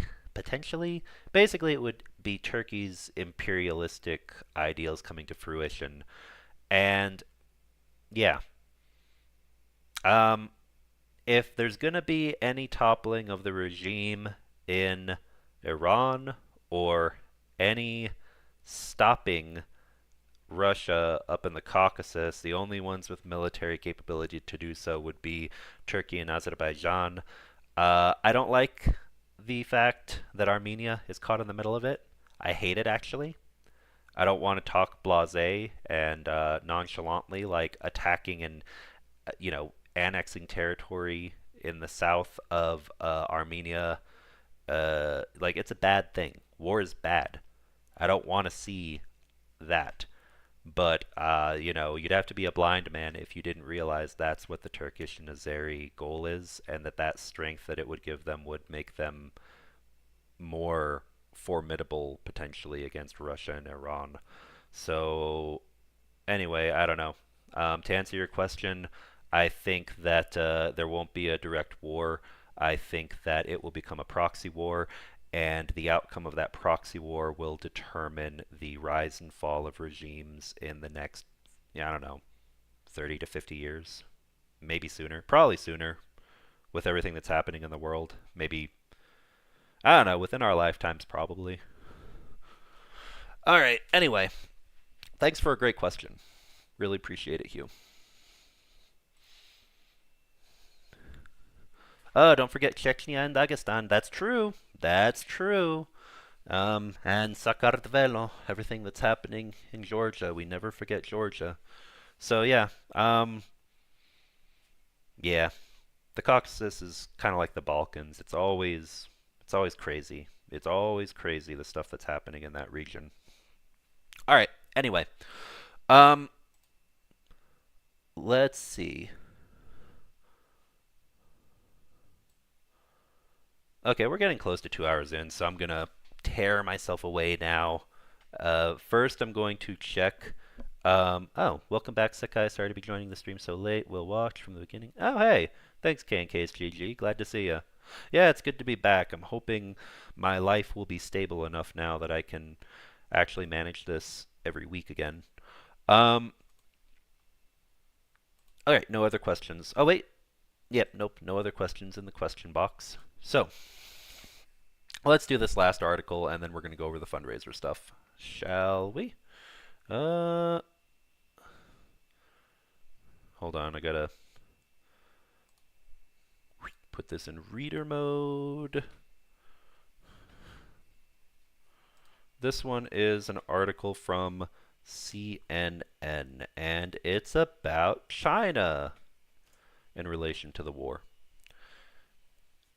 All right, let's take a look. China tells EU it can't accept Russia losing its war against Ukraine, official says. Chinese Foreign Minister Wang Yi told the European Union's top diplomat that Beijing can't accept Russia losing its war against Ukraine, as this could allow the United States to turn its full attention to China. An official briefed on the talk said. Yeah, you got to remember that for China, Ukraine is a proxy war. For China, Ukraine is against the United States what Armenia would be for Russia in relation to their war in Ukraine. As long as the war in Ukraine is happening, an invasion of Taiwan is going to be a lot easier for China. As long as you know, if the war in if another war happens in Armenia and Russia, were to answer the call and support Armenia, then that would pull attention away from Ukraine. Everything's interrelated because every country only has so much attention, only so many resources it can put into so many things. All right. An official briefed on the talks said, contradicting Beijing's public position of neutrality on the conflict. It sounds like somebody said what he wasn't supposed to out loud. The admission came during what the official said was a 4-hour meeting with EU Foreign Affairs Chief Kaja Kallas on Wednesday in Brussels that featured tough but respectful exchanges covering a broad range of issues from cybersecurity, rare earths to trade imbalances, Taiwan, and the Middle East. The official said Wang's private remarks suggested Beijing might prefer a protracted war in Ukraine that keeps the United States from focusing on its rivalry with China. They echo concerns of critics of China's policy that Beijing has geopolitically much more at stake in the Ukrainian conflict than its admitted position of neutrality. Yeah, no, it's very true. It's very true that the war in Ukraine not only keeps the US and also Europe distracted from other things that China might do and other things happening in general around the world in terms of conflicts, but imagine Ukraine winning this war, Russia being beaten back, Russia being destabilized to the point that maybe it even balkanizes again. The chaos that would bring, the lack of a large military ally that China has invested time into training and doing work with. The reality of having a destabilized nuclear power on your doorstep again and having to go through that stress like back in the 90s with the collapse of the Soviet Union. Yeah, there's a lot of reasons why China China has a lot at stake in this. On Friday, at a regular Chinese Ministry of Foreign Affairs briefing, spokeswoman Mao Ning was asked about the exchange, which was first reported in the South China Morning Post, and reaffirmed Beijing's long-standing position on the three-war. China is not a party to the Ukraine issue, Mao said. China's position on the Ukraine crisis is objective and consistent. That is, negotiation, ceasefire, and peace. A prolonged Ukraine crisis serves no one's interests. Right. She added that China wanted a political settlement as quickly as possible. Together with the international community and in light of the will of the parties concerned, we will continue playing a constructive role towards this end. China's public statements on the Ukraine war mask a more complex picture. Just weeks before Russia launched its full-scale invasion of Ukraine, Chinese leader Xi Jinping declared a no-limits partnership with Moscow, and since then, political and economic ties have strengthened. China has put itself forward as a possible peacemaker, but as CNN has previously reported, the stakes are high for Beijing, not least potentially losing a major partner in Russia. Exactly. You know, China might not need Russia, but it's still nice to have Russia. And Russia needs China. Maybe Russia doesn't want to admit it, but Russia needs China. China has also rejected growing accusations it is providing near-military support to Russia. Ukraine has sanctioned several Chinese companies for providing Russia drone components and technology for use in missile production. After a record assault on the Ukrainian capital, Kyiv, on Friday, Ukraine's Foreign Minister Andriy Sybiha posted pictures, he said, were the fragments of a Garan 2 combat drone launched by Russia. One image displayed part of the drone's alleged fuselage, which said the device was made in China on June 20th. Sybiha added that night the Chinese Consulate General's building in Odessa suffered minor damage as a result of Russian strikes on the city. There is no better metaphor for how Putin continues to escalate his war and terror while involving others, including North Korean troops, Iranian weapons, and some Chinese manufacturers. Security in Europe, the Middle East, and the Indo-Pacific is inextricably linked. If there is anything I've read recently that is 100% accurate, that always should be hammered into everyone's mind, it is this sentence right here. Europe, Middle East, Indo-Pacific. They're all inextricably linked. Period. Done. This year also saw allegations that Chinese nationals have been fighting with Russia in Ukraine. Beijing denied any involvement and repeated previous calls for Chinese citizens to refrain from participating in military actions of any party. So this was a shorter article. Also, I just realized this is actually covering the entirety of the screen properly. Although maybe text is a little small, but that's good. Hopefully you guys can read that, because that had been a problem I had been having before with my setup. All right. Oh, Cheryl's question. Sorry about that. I got sucked into the article. Thankfully, this one was much shorter. So you put... All right, perfect. Okay, question is in chat. Let me go find it. Cheryl. Wait, I saw the one about the two theories, and that one I already answered. Let me find the other question. Here's Hugh G's question.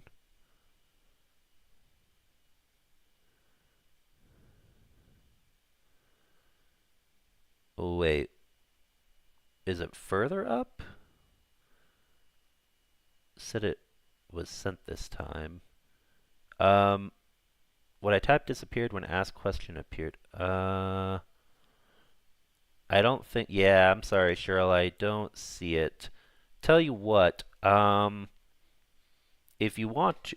because I'm pretty sure you're in our Discord. If you want to just shoot it to me on Discord.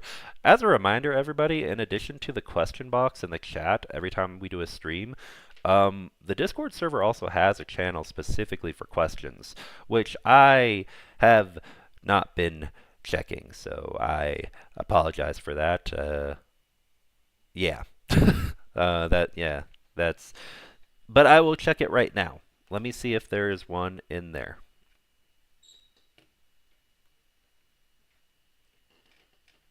Let me see. Okay, Tridents. Questions. Yeah, okay, well, we haven't had a question since April. But yeah, if you can't figure it out there, put it in the stream questions channel on the Tridents Against Tyrants Discord server. Oh, is the Trans-Caspian viable per Cheryl? Uh, it's a short question.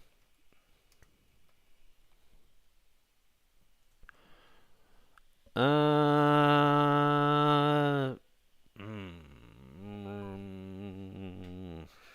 Whether it's viable or not kind of goes through a lot of details. Is it viable through Western Europe? Probably. I imagine that the politics that could complicate it could be navigated and, deals can be brokered. Going up through Kazakhstan, if there's any point of failure for this, I'm having to look at a map right quick, one sec, to answer this question. Um, from Lianyungang all the way through to Lithuania. Up through Kazakhstan, down. Poor Kyrgyzstan is being skipped, it looks like. Down through the Middle East, underwater, across to the Caucasus, up through Azerbaijan and Georgia, through the Black Sea. Uh, I mean, I guess I need more context for this. You mean in the near future or in the long term? Because there are quite a few things that could complicate it. Whether they would complicate it or not.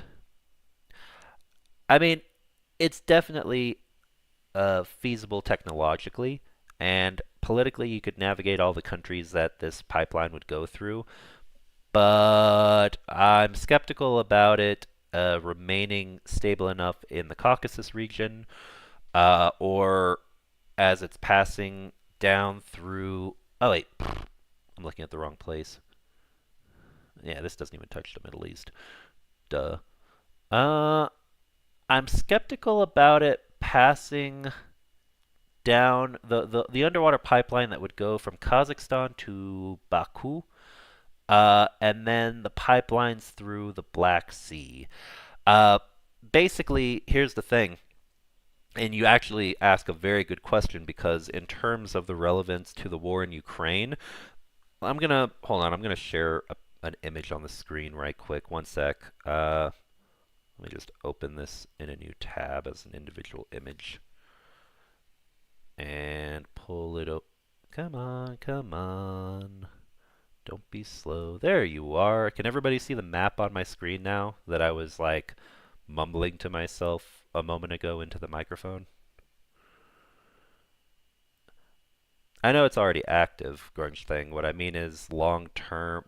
I'm trying to understand the question. Like, because it's active, so is it long term viable? Or are we talking the short term? I think that's the question. And here's the thing. Um, you don't want to piss off Ukraine because the Black Sea, even if they don't control all of it, uh, has that pipeline going through it. So if you have countries that suddenly are very angry, not just with Russia, but also with China, um, and I don't know, for any reason, it, it wouldn't happen because I imagine it's just too economically important to all the countries involved. But if you decide to cut those pipelines, I mean it's a way to screw over China. Um, I think that the fact that it goes through the Black Sea makes it a very dangerous gambit. It makes it very clear that China doesn't want to piss off any one side too much, because the pipelines could then become vulnerable or could pull China into having to use its own military and security forces in order to maintain the security of the pipeline.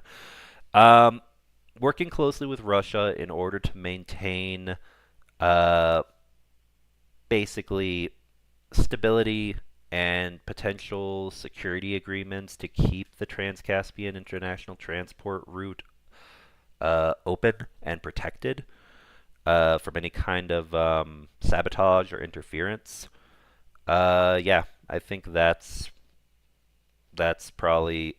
I think that China is probably looking at things like the Trans-Caspian International Transport Route and really weighing in on, okay, how can we support one side but still appear neutral and throw around our soft power economic influence so people know um, we could bankrupt you in a second, or we could cause your citizens to turn against you, your voters to hate you indirectly if you upset us too much. You know? Um, anyway, I don't know if that answered your question. I think I need more context on what you were asking, Cheryl.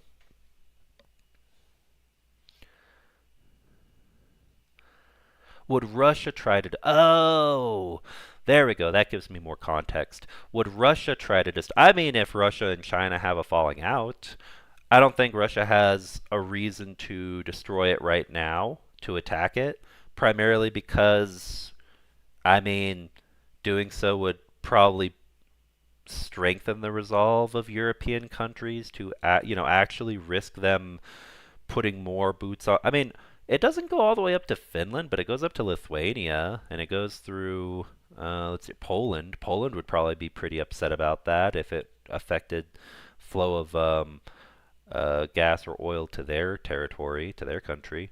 So, I mean, I I don't think so. You know what? Just to keep it short and sweet, I don't think Russia would have a reason to attack that right now. Now, if there were a major falling out between Russia and China, then maybe.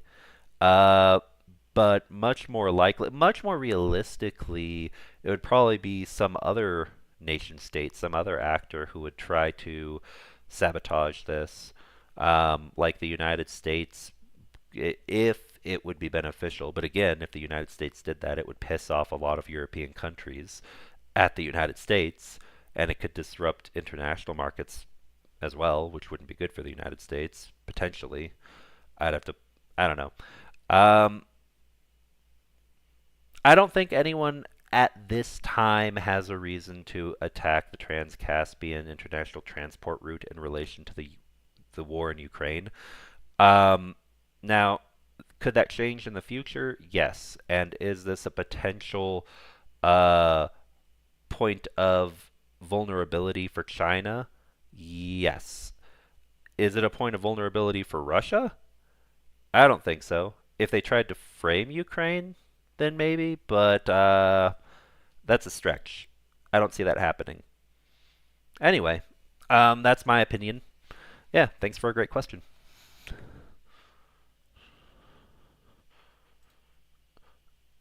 Sorry, I feel like I went around in a circle there because I was, first of all, looking at this map and all the countries and taking into account their relationships to one another. Um, and then I was also trying to figure out what the nature of the question was, aside from the fact that this pipeline exists and it's important and, it goes through China and Ukraine and several other countries. So sorry if I seemed like I was organizing my thoughts there for a second, because because I was.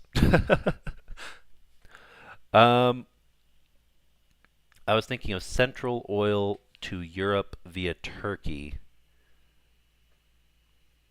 Well, from Turkey, the oil from it looks like most of the oil wouldn't go from Turkey. It would go from Georgia.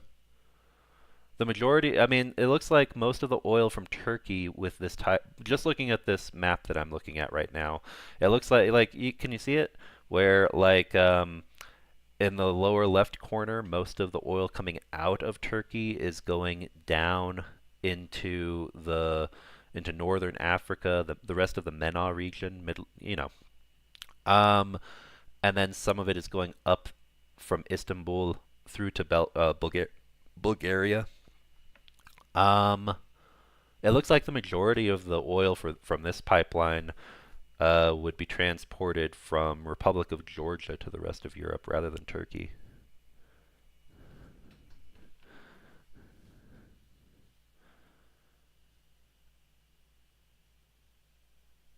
Um, but anyway, No, I love this question because it actually had me look in, close in depth at the actual logistics for this pipeline, and yeah, I hadn't thought about the Trans-Caspian for a minute, so it mm, makes me want to call a couple of people I know in several of these countries and just chat with them about it.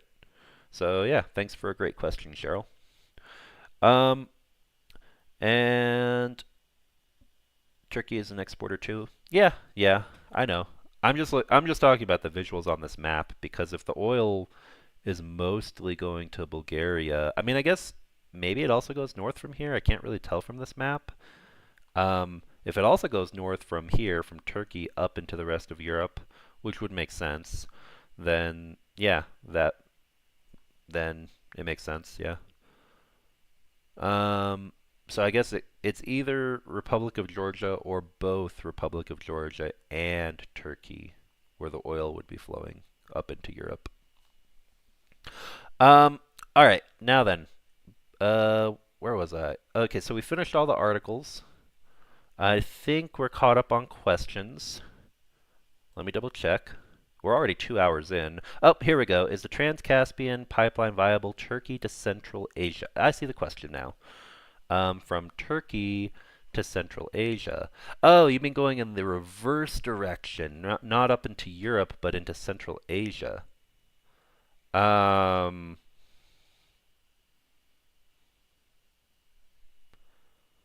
hmm. You mean as a means of. I mean, if we're talking about Kazakhstan, I mean, Kazakhstan also has things to be concerned about with both Russia and China. But if it's going in the reverse direction, yeah, yeah. I don't I still wouldn't see the reasoning for why uh oh, you mean going up through Central Asia to China to provide China with oil? All right, not certain. But again, just to recap, I don't think Russia would have a reason to attack this pipeline regardless. Um, but yeah, no, I really like the question. Thank you. All right, now I'm going to go ahead and take this down and put the donation bars back up. Okay, no, opposite. Central Asia to Europe. Oh, okay, so I was correct the first time. I mean, the only country I mean, I actually am not, I don't think Kazakhstan is a major oil exporter in and of itself. So, I mean, based off the map we were looking at, it looks like China would be providing that oil. So yeah, I did have it right the first time around, the way I was thinking of it. Um, I mean, I still stand by what I said. I don't think Russia would have a reason to attack the Trans-Caspian pipeline at this time. Uh, Maybe that'll change in the future, but I think for right now, it's something that could be a vulnerability. Um, but if China is the one exporting rather than importing, that would just be one other thing that could potentially hurt the Chinese economy. It's not exactly something that's going to break the back of China. If anything, it gives China more power over all the other countries that we were just looking at on the map. So Russia wouldn't do that because it would destabilize things to a point where it wouldn't be beneficial to Russia. I mean, cutting off oil to all of the countries up there, yeah, yeah, I could see that, but it would also piss off China immensely. Now, there's other ways that Russia would attempt to, I guess you could say, get at um, Ukraine and other allies of Ukraine. So, yeah, that's my conclusion. Maybe in the future something will change, but I don't think Russia has any reason to attack that pipeline right now. All right, back to other topics.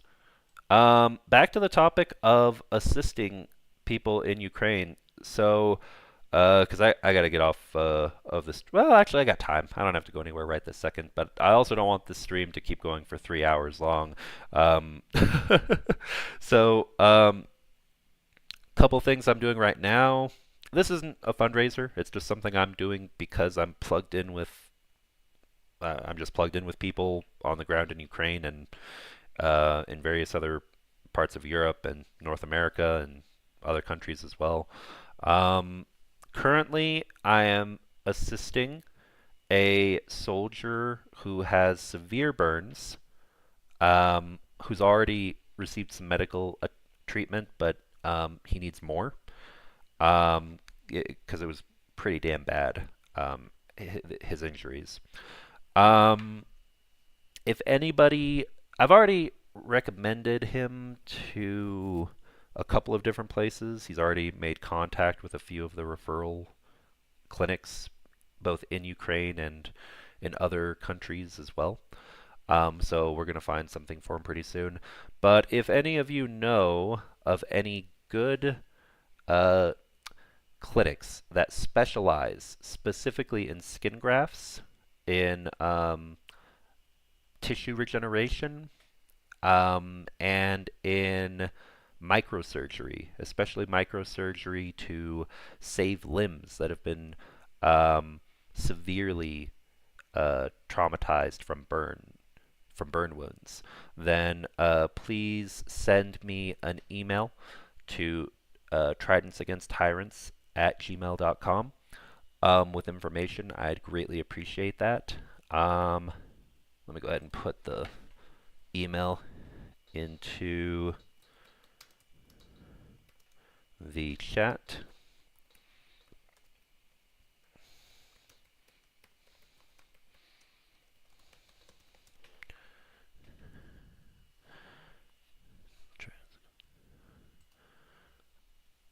And I'm going to pin it.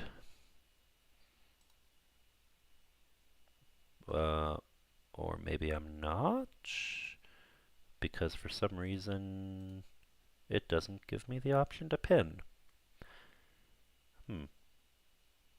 My own comment. That's weird. Thank you, YouTube, for not working how you're supposed to.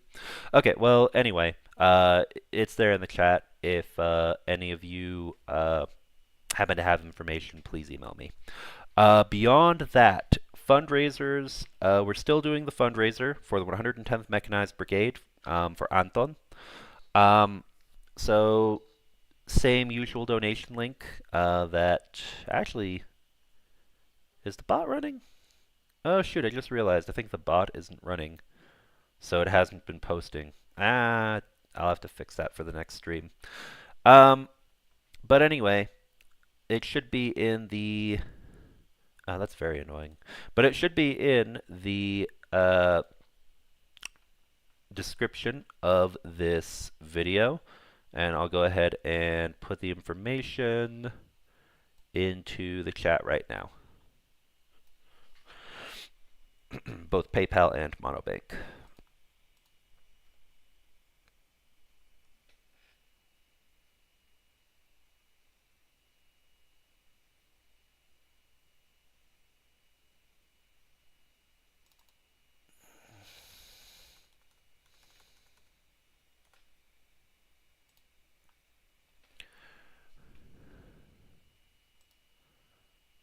Thank you, Anna. I appreciate that. All right, and I just pinned our usual donation links. You can go ahead and read the pinned message for information. Beyond that, we also have, also in the description of this video, the link for being able to make donations for radios for the Taiwan Civil Defense Force, Formosan Guard, which is a civil defense force, civilians who train and organize to assist emergency responders and soldiers in the case of natural disaster or invasion from the PRC of Taiwan. So that link is also in the chat now. And I'm gonna do two things. First,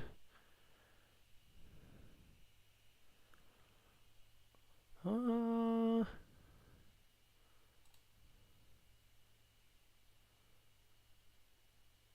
let me see if I can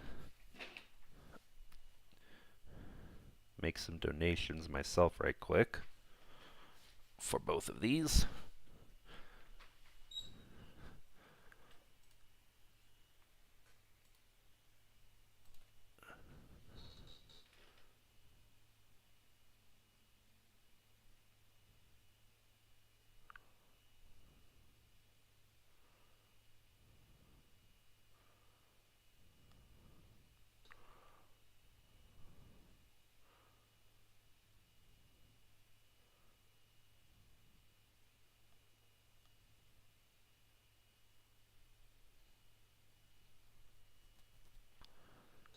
Okay, let's see.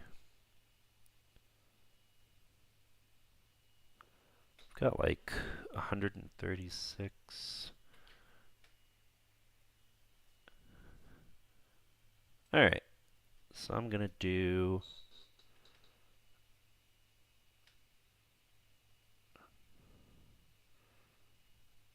Let's see if this will work.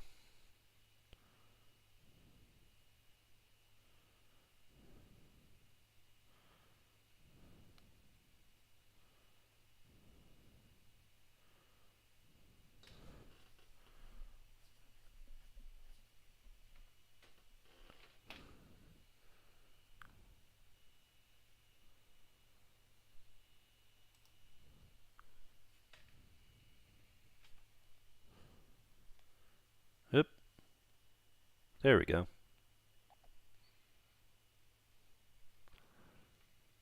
I've got mail on Discord, or oh no, actual. Perfect. Ah, thank you, Grunge Thing. I appreciate it, man. No, that's really helpful actually, because I had so far been looking at uh, the US, the UK, but they're too far away and have really annoying, customs and immigration policy, especially right now. Um, Actually, the US is probably the worst choice because I would hate for a soldier to try to go to the US and then, get arrested, like get illegally kidnapped or detained by ICE while in horrible pain, needing medical assistance. I mean, a Canadian just died recently in ICE custody. Traveling to the U.S. is not very safe right now, guys. It really isn't. Um, and the UK is a little far away. Poland, I had found some good options. And I was looking at some in Germany. So, yeah, I appreciate it. It really does help having a few more to look at across the EU. Um, okay. Belgian hospital, Ukrainian soldiers have already been sent there. Awesome. Thank you very much. Okay, let's see. What else? I don't think this went through. Did it not go through? Looks like it didn't.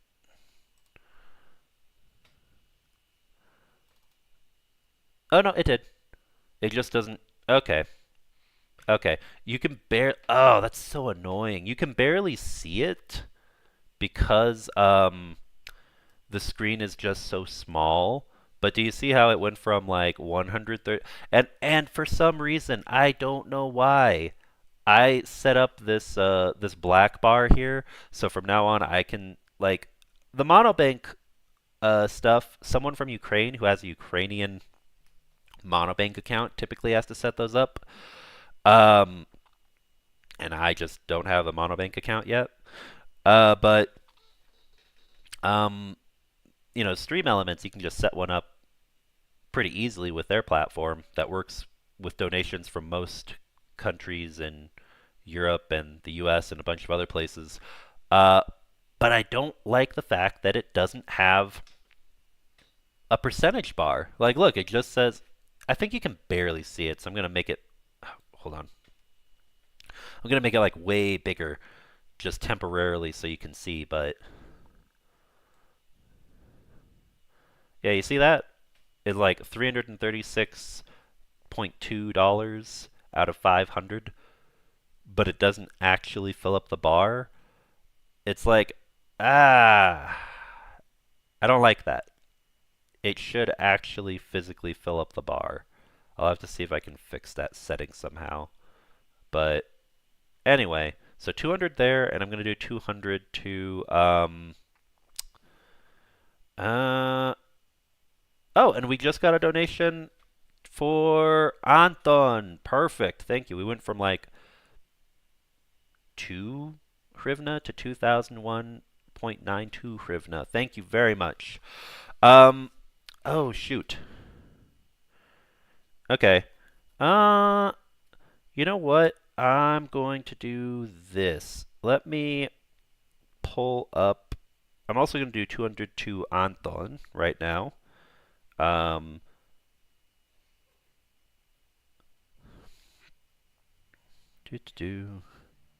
I'm so glad PayPal still works, because it makes it so much easier for people to just be able to look up the. It just it's just nice that it works, um, without as much transferring, me having to do the transferring. Um, okay, and then for the 110th mechanized brigade.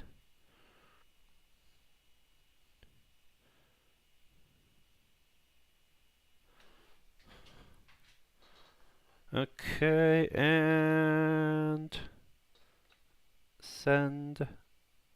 Perfect. Okay, and hopefully mine will be reflected there pretty soon. Okay, and finally, the last thing I'm going to show you before we turn off this stream. I don't have a bar for this, but let me go ahead and pull up a video that I received from somebody. And I'll mention this in the next stream also when I'm better prepared. But oh man, and over the course of this stream, I've already received several messages and missed a phone call from Ukraine, so I'm gonna have to go. I'm gonna have to get going here in a sec. But let me do this real fast. I get so sucked into stuff, and I get so many notifications that sometimes I end up having to turn my ringer off on my phone. And yeah, ugh, man, always stuff going on, man. All right, when did I get this? This was, yeah, pretty recent. Okay. And this one does have a PayPal link. That is the kind where, actually I don't, yep, and it does show a percentage of what's left. Perfect. Perfect. So, damn, okay. That makes my life way easier. Okay. Ah, damn it. It's an Instagram reel, not not a YouTube video. That would have been even easier. But I think this will still show up properly on my laptop, so let me send myself these links so I can show you this final fundraiser that I'm trying to help out with, and I'm gonna give them $100. To my send to myself. I'm sorry that it's just me talking right now. Like this is the boring part that where I have to do all the moving of money and links and all that, so I can show you guys the stuff that I want to show you, which I should have done before the stream, but I am a I am a creature of impulse and an agent of chaos, so please forgive me. Um, here we go.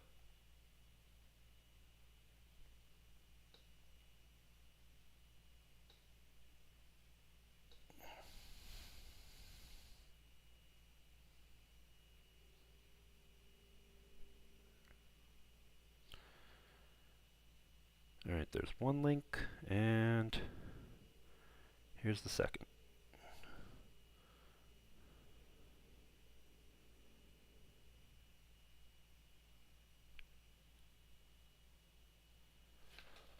Okay. Now I'll just grab it from my email. Oh, and there is one more really big thing that I want to show you guys. Um, that is, I think, very useful. And if you, tell you what, I need to finish looking it over, but if you're someone who doesn't have money to give, but you do want to give more than just likes on social media or, like just talking about topics online, like ways like actionable ways to help Ukraine, I've been looking into a DIY a course basically that anyone can sign up for to learn how to put together and build FPV drones and other equipment that's useful to the Ukrainian armed forces. Um, so yeah, and it's in Ukrainian, but you can get the translated versions of the resources. So when I'm finished looking into that, I will give you guys an update.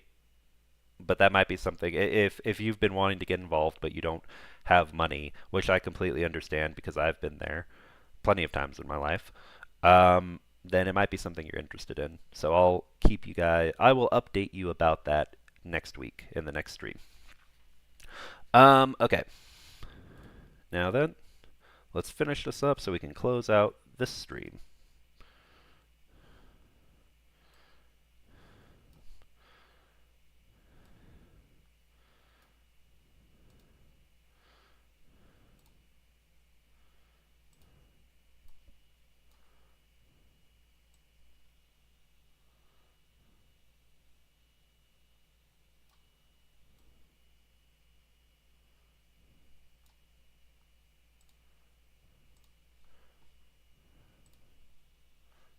All right, let's see. Oh, but I put this on a different. Okay, one sec.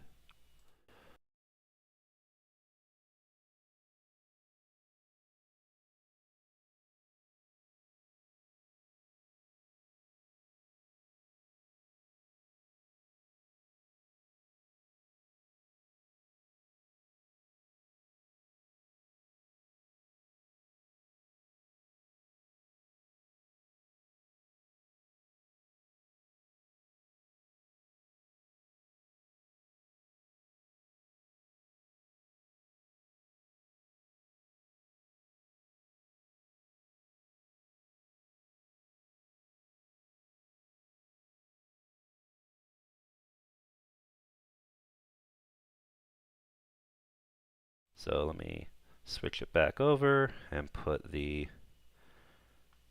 video back on. We're just going to refresh this from the beginning. All right. All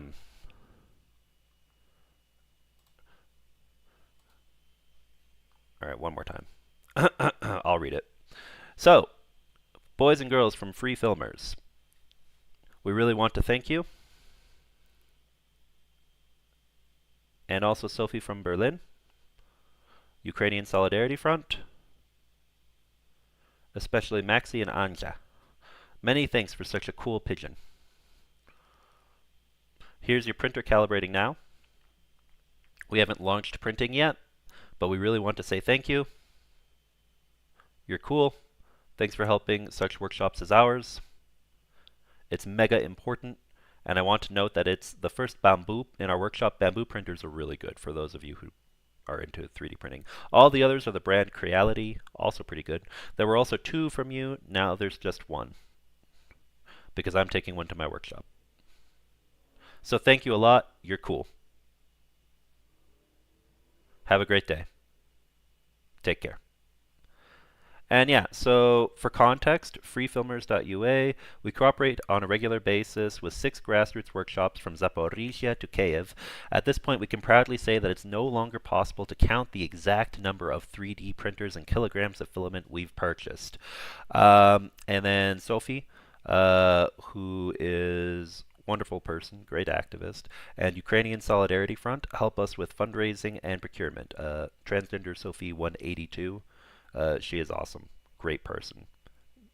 Big help with not just supporting soldiers in the war, but also, supporting equality for people, for the LGBTQ plus community in Ukraine, um, and abroad internationally.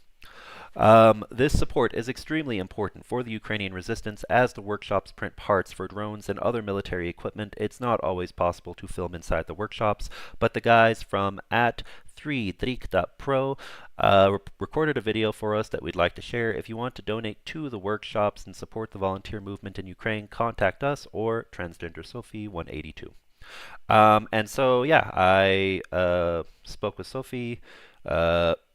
We uh, we both were at the same conference, but it was a big conference, so we didn't have a chance to meet face to face. We did.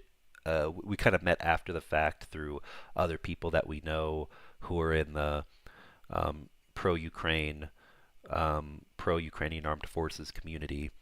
Um, but anyway, this is the fundraiser itself. Let me. There we go. So this is for 2 more 3D printers. Currently, 200 euros have been collected, 25% of the 800 euros that they're asking for. It will end in 21 days. I'm going to make a donation to it myself. In fact, hold up one sec. In fact, let me just go ahead and do that right now. And let me put the link into the chat right now for anyone who wants to contribute.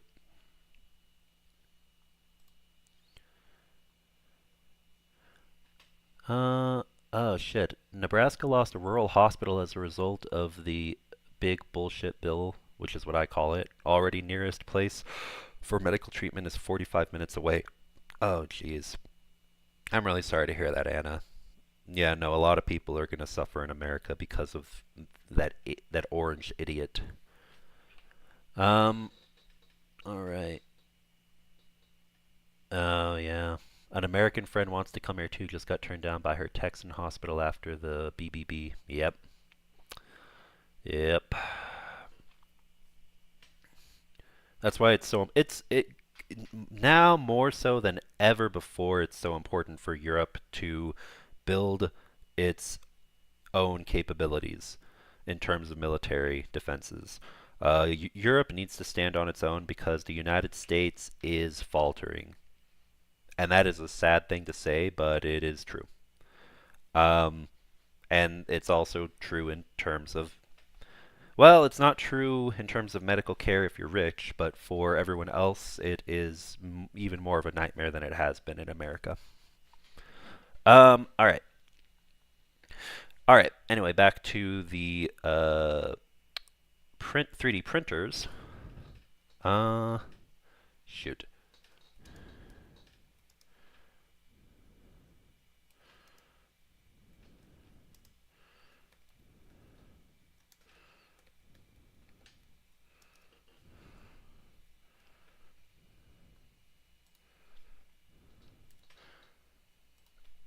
"3D printer UAF workshops."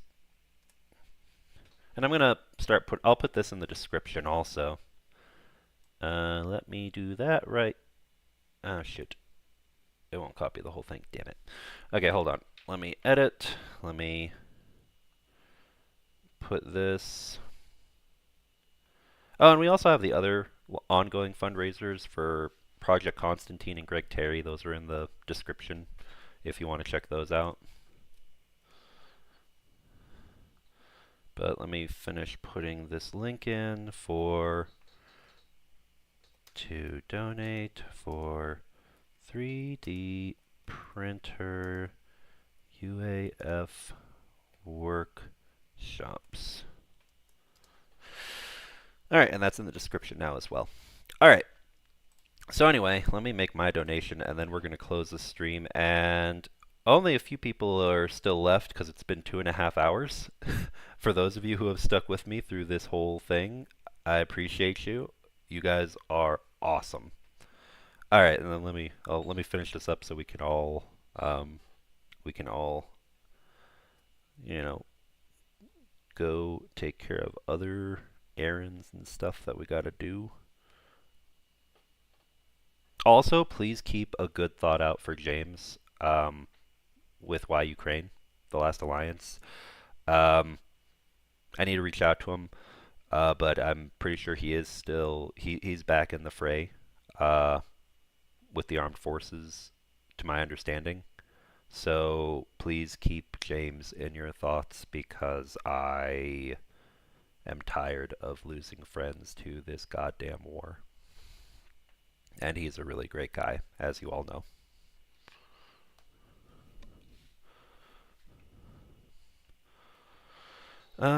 Okay. Let's pull this up. Click the link.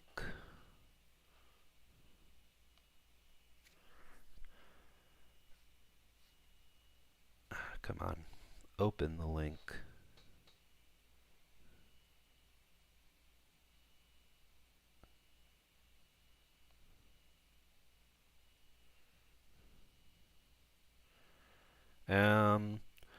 And I'm gonna do 100 euros, which I think will be a little more than 100 US dollars. So I'm just gonna donate anonymously because I don't have my other account set up right now. The one I sometimes use to donate publicly is Tridents Against Tyrants.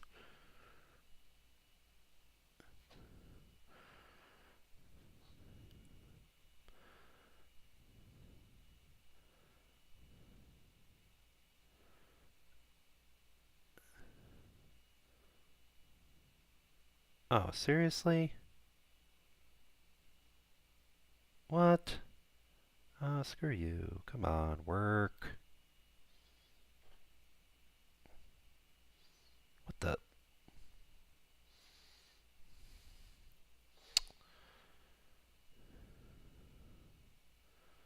Okay. Well, maybe I'm not making a donation because for some weird reason PayPal's not wanting to take my money. I think it's because probably because it's doing a conversion, but didn't think that would be an issue.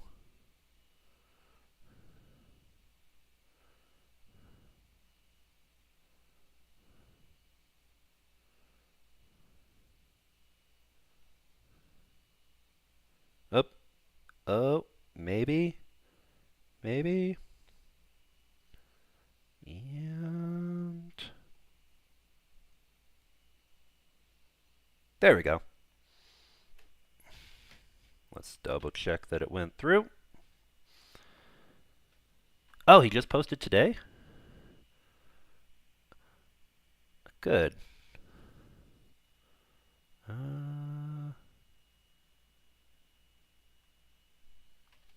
Did my payment go through? My phone says that my payment went through. Let's see if it actually did or not.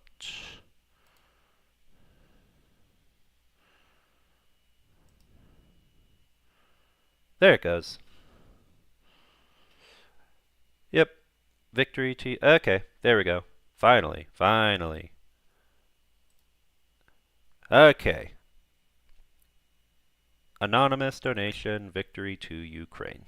100 euros. So, if you would like to join me in assisting with the purchase of 3D printers to help workshops that are printing out, making drone parts and components, helping to assemble drones for the defenders of Ukraine, who are the shield of not just Ukraine, but the entirety of Europe and the free world against the fascist hordes of the Terrorussian Federation, then feel free to click the PayPal link I left in the chat or description.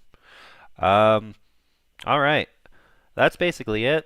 Thanks for coming, everybody. I know this was a longer stream. Actually, I like it. I like doing a longer stream because I've been away for a while. Um, but let me double check that there's no last minute questions.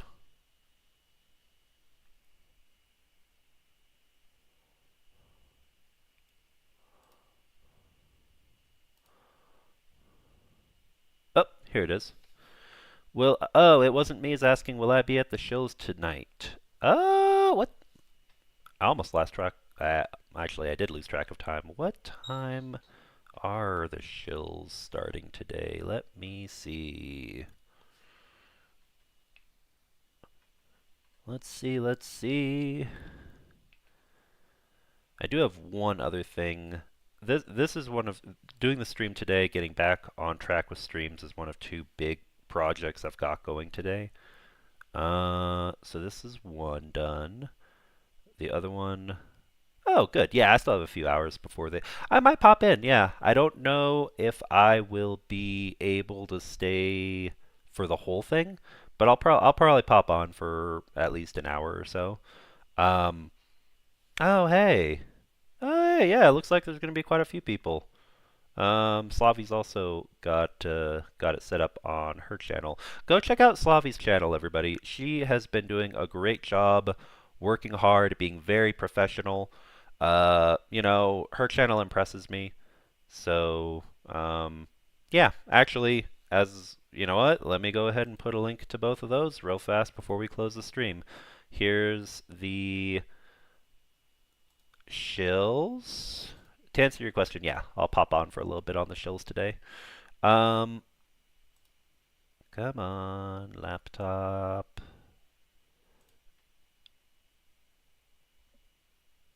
Come on, there we go.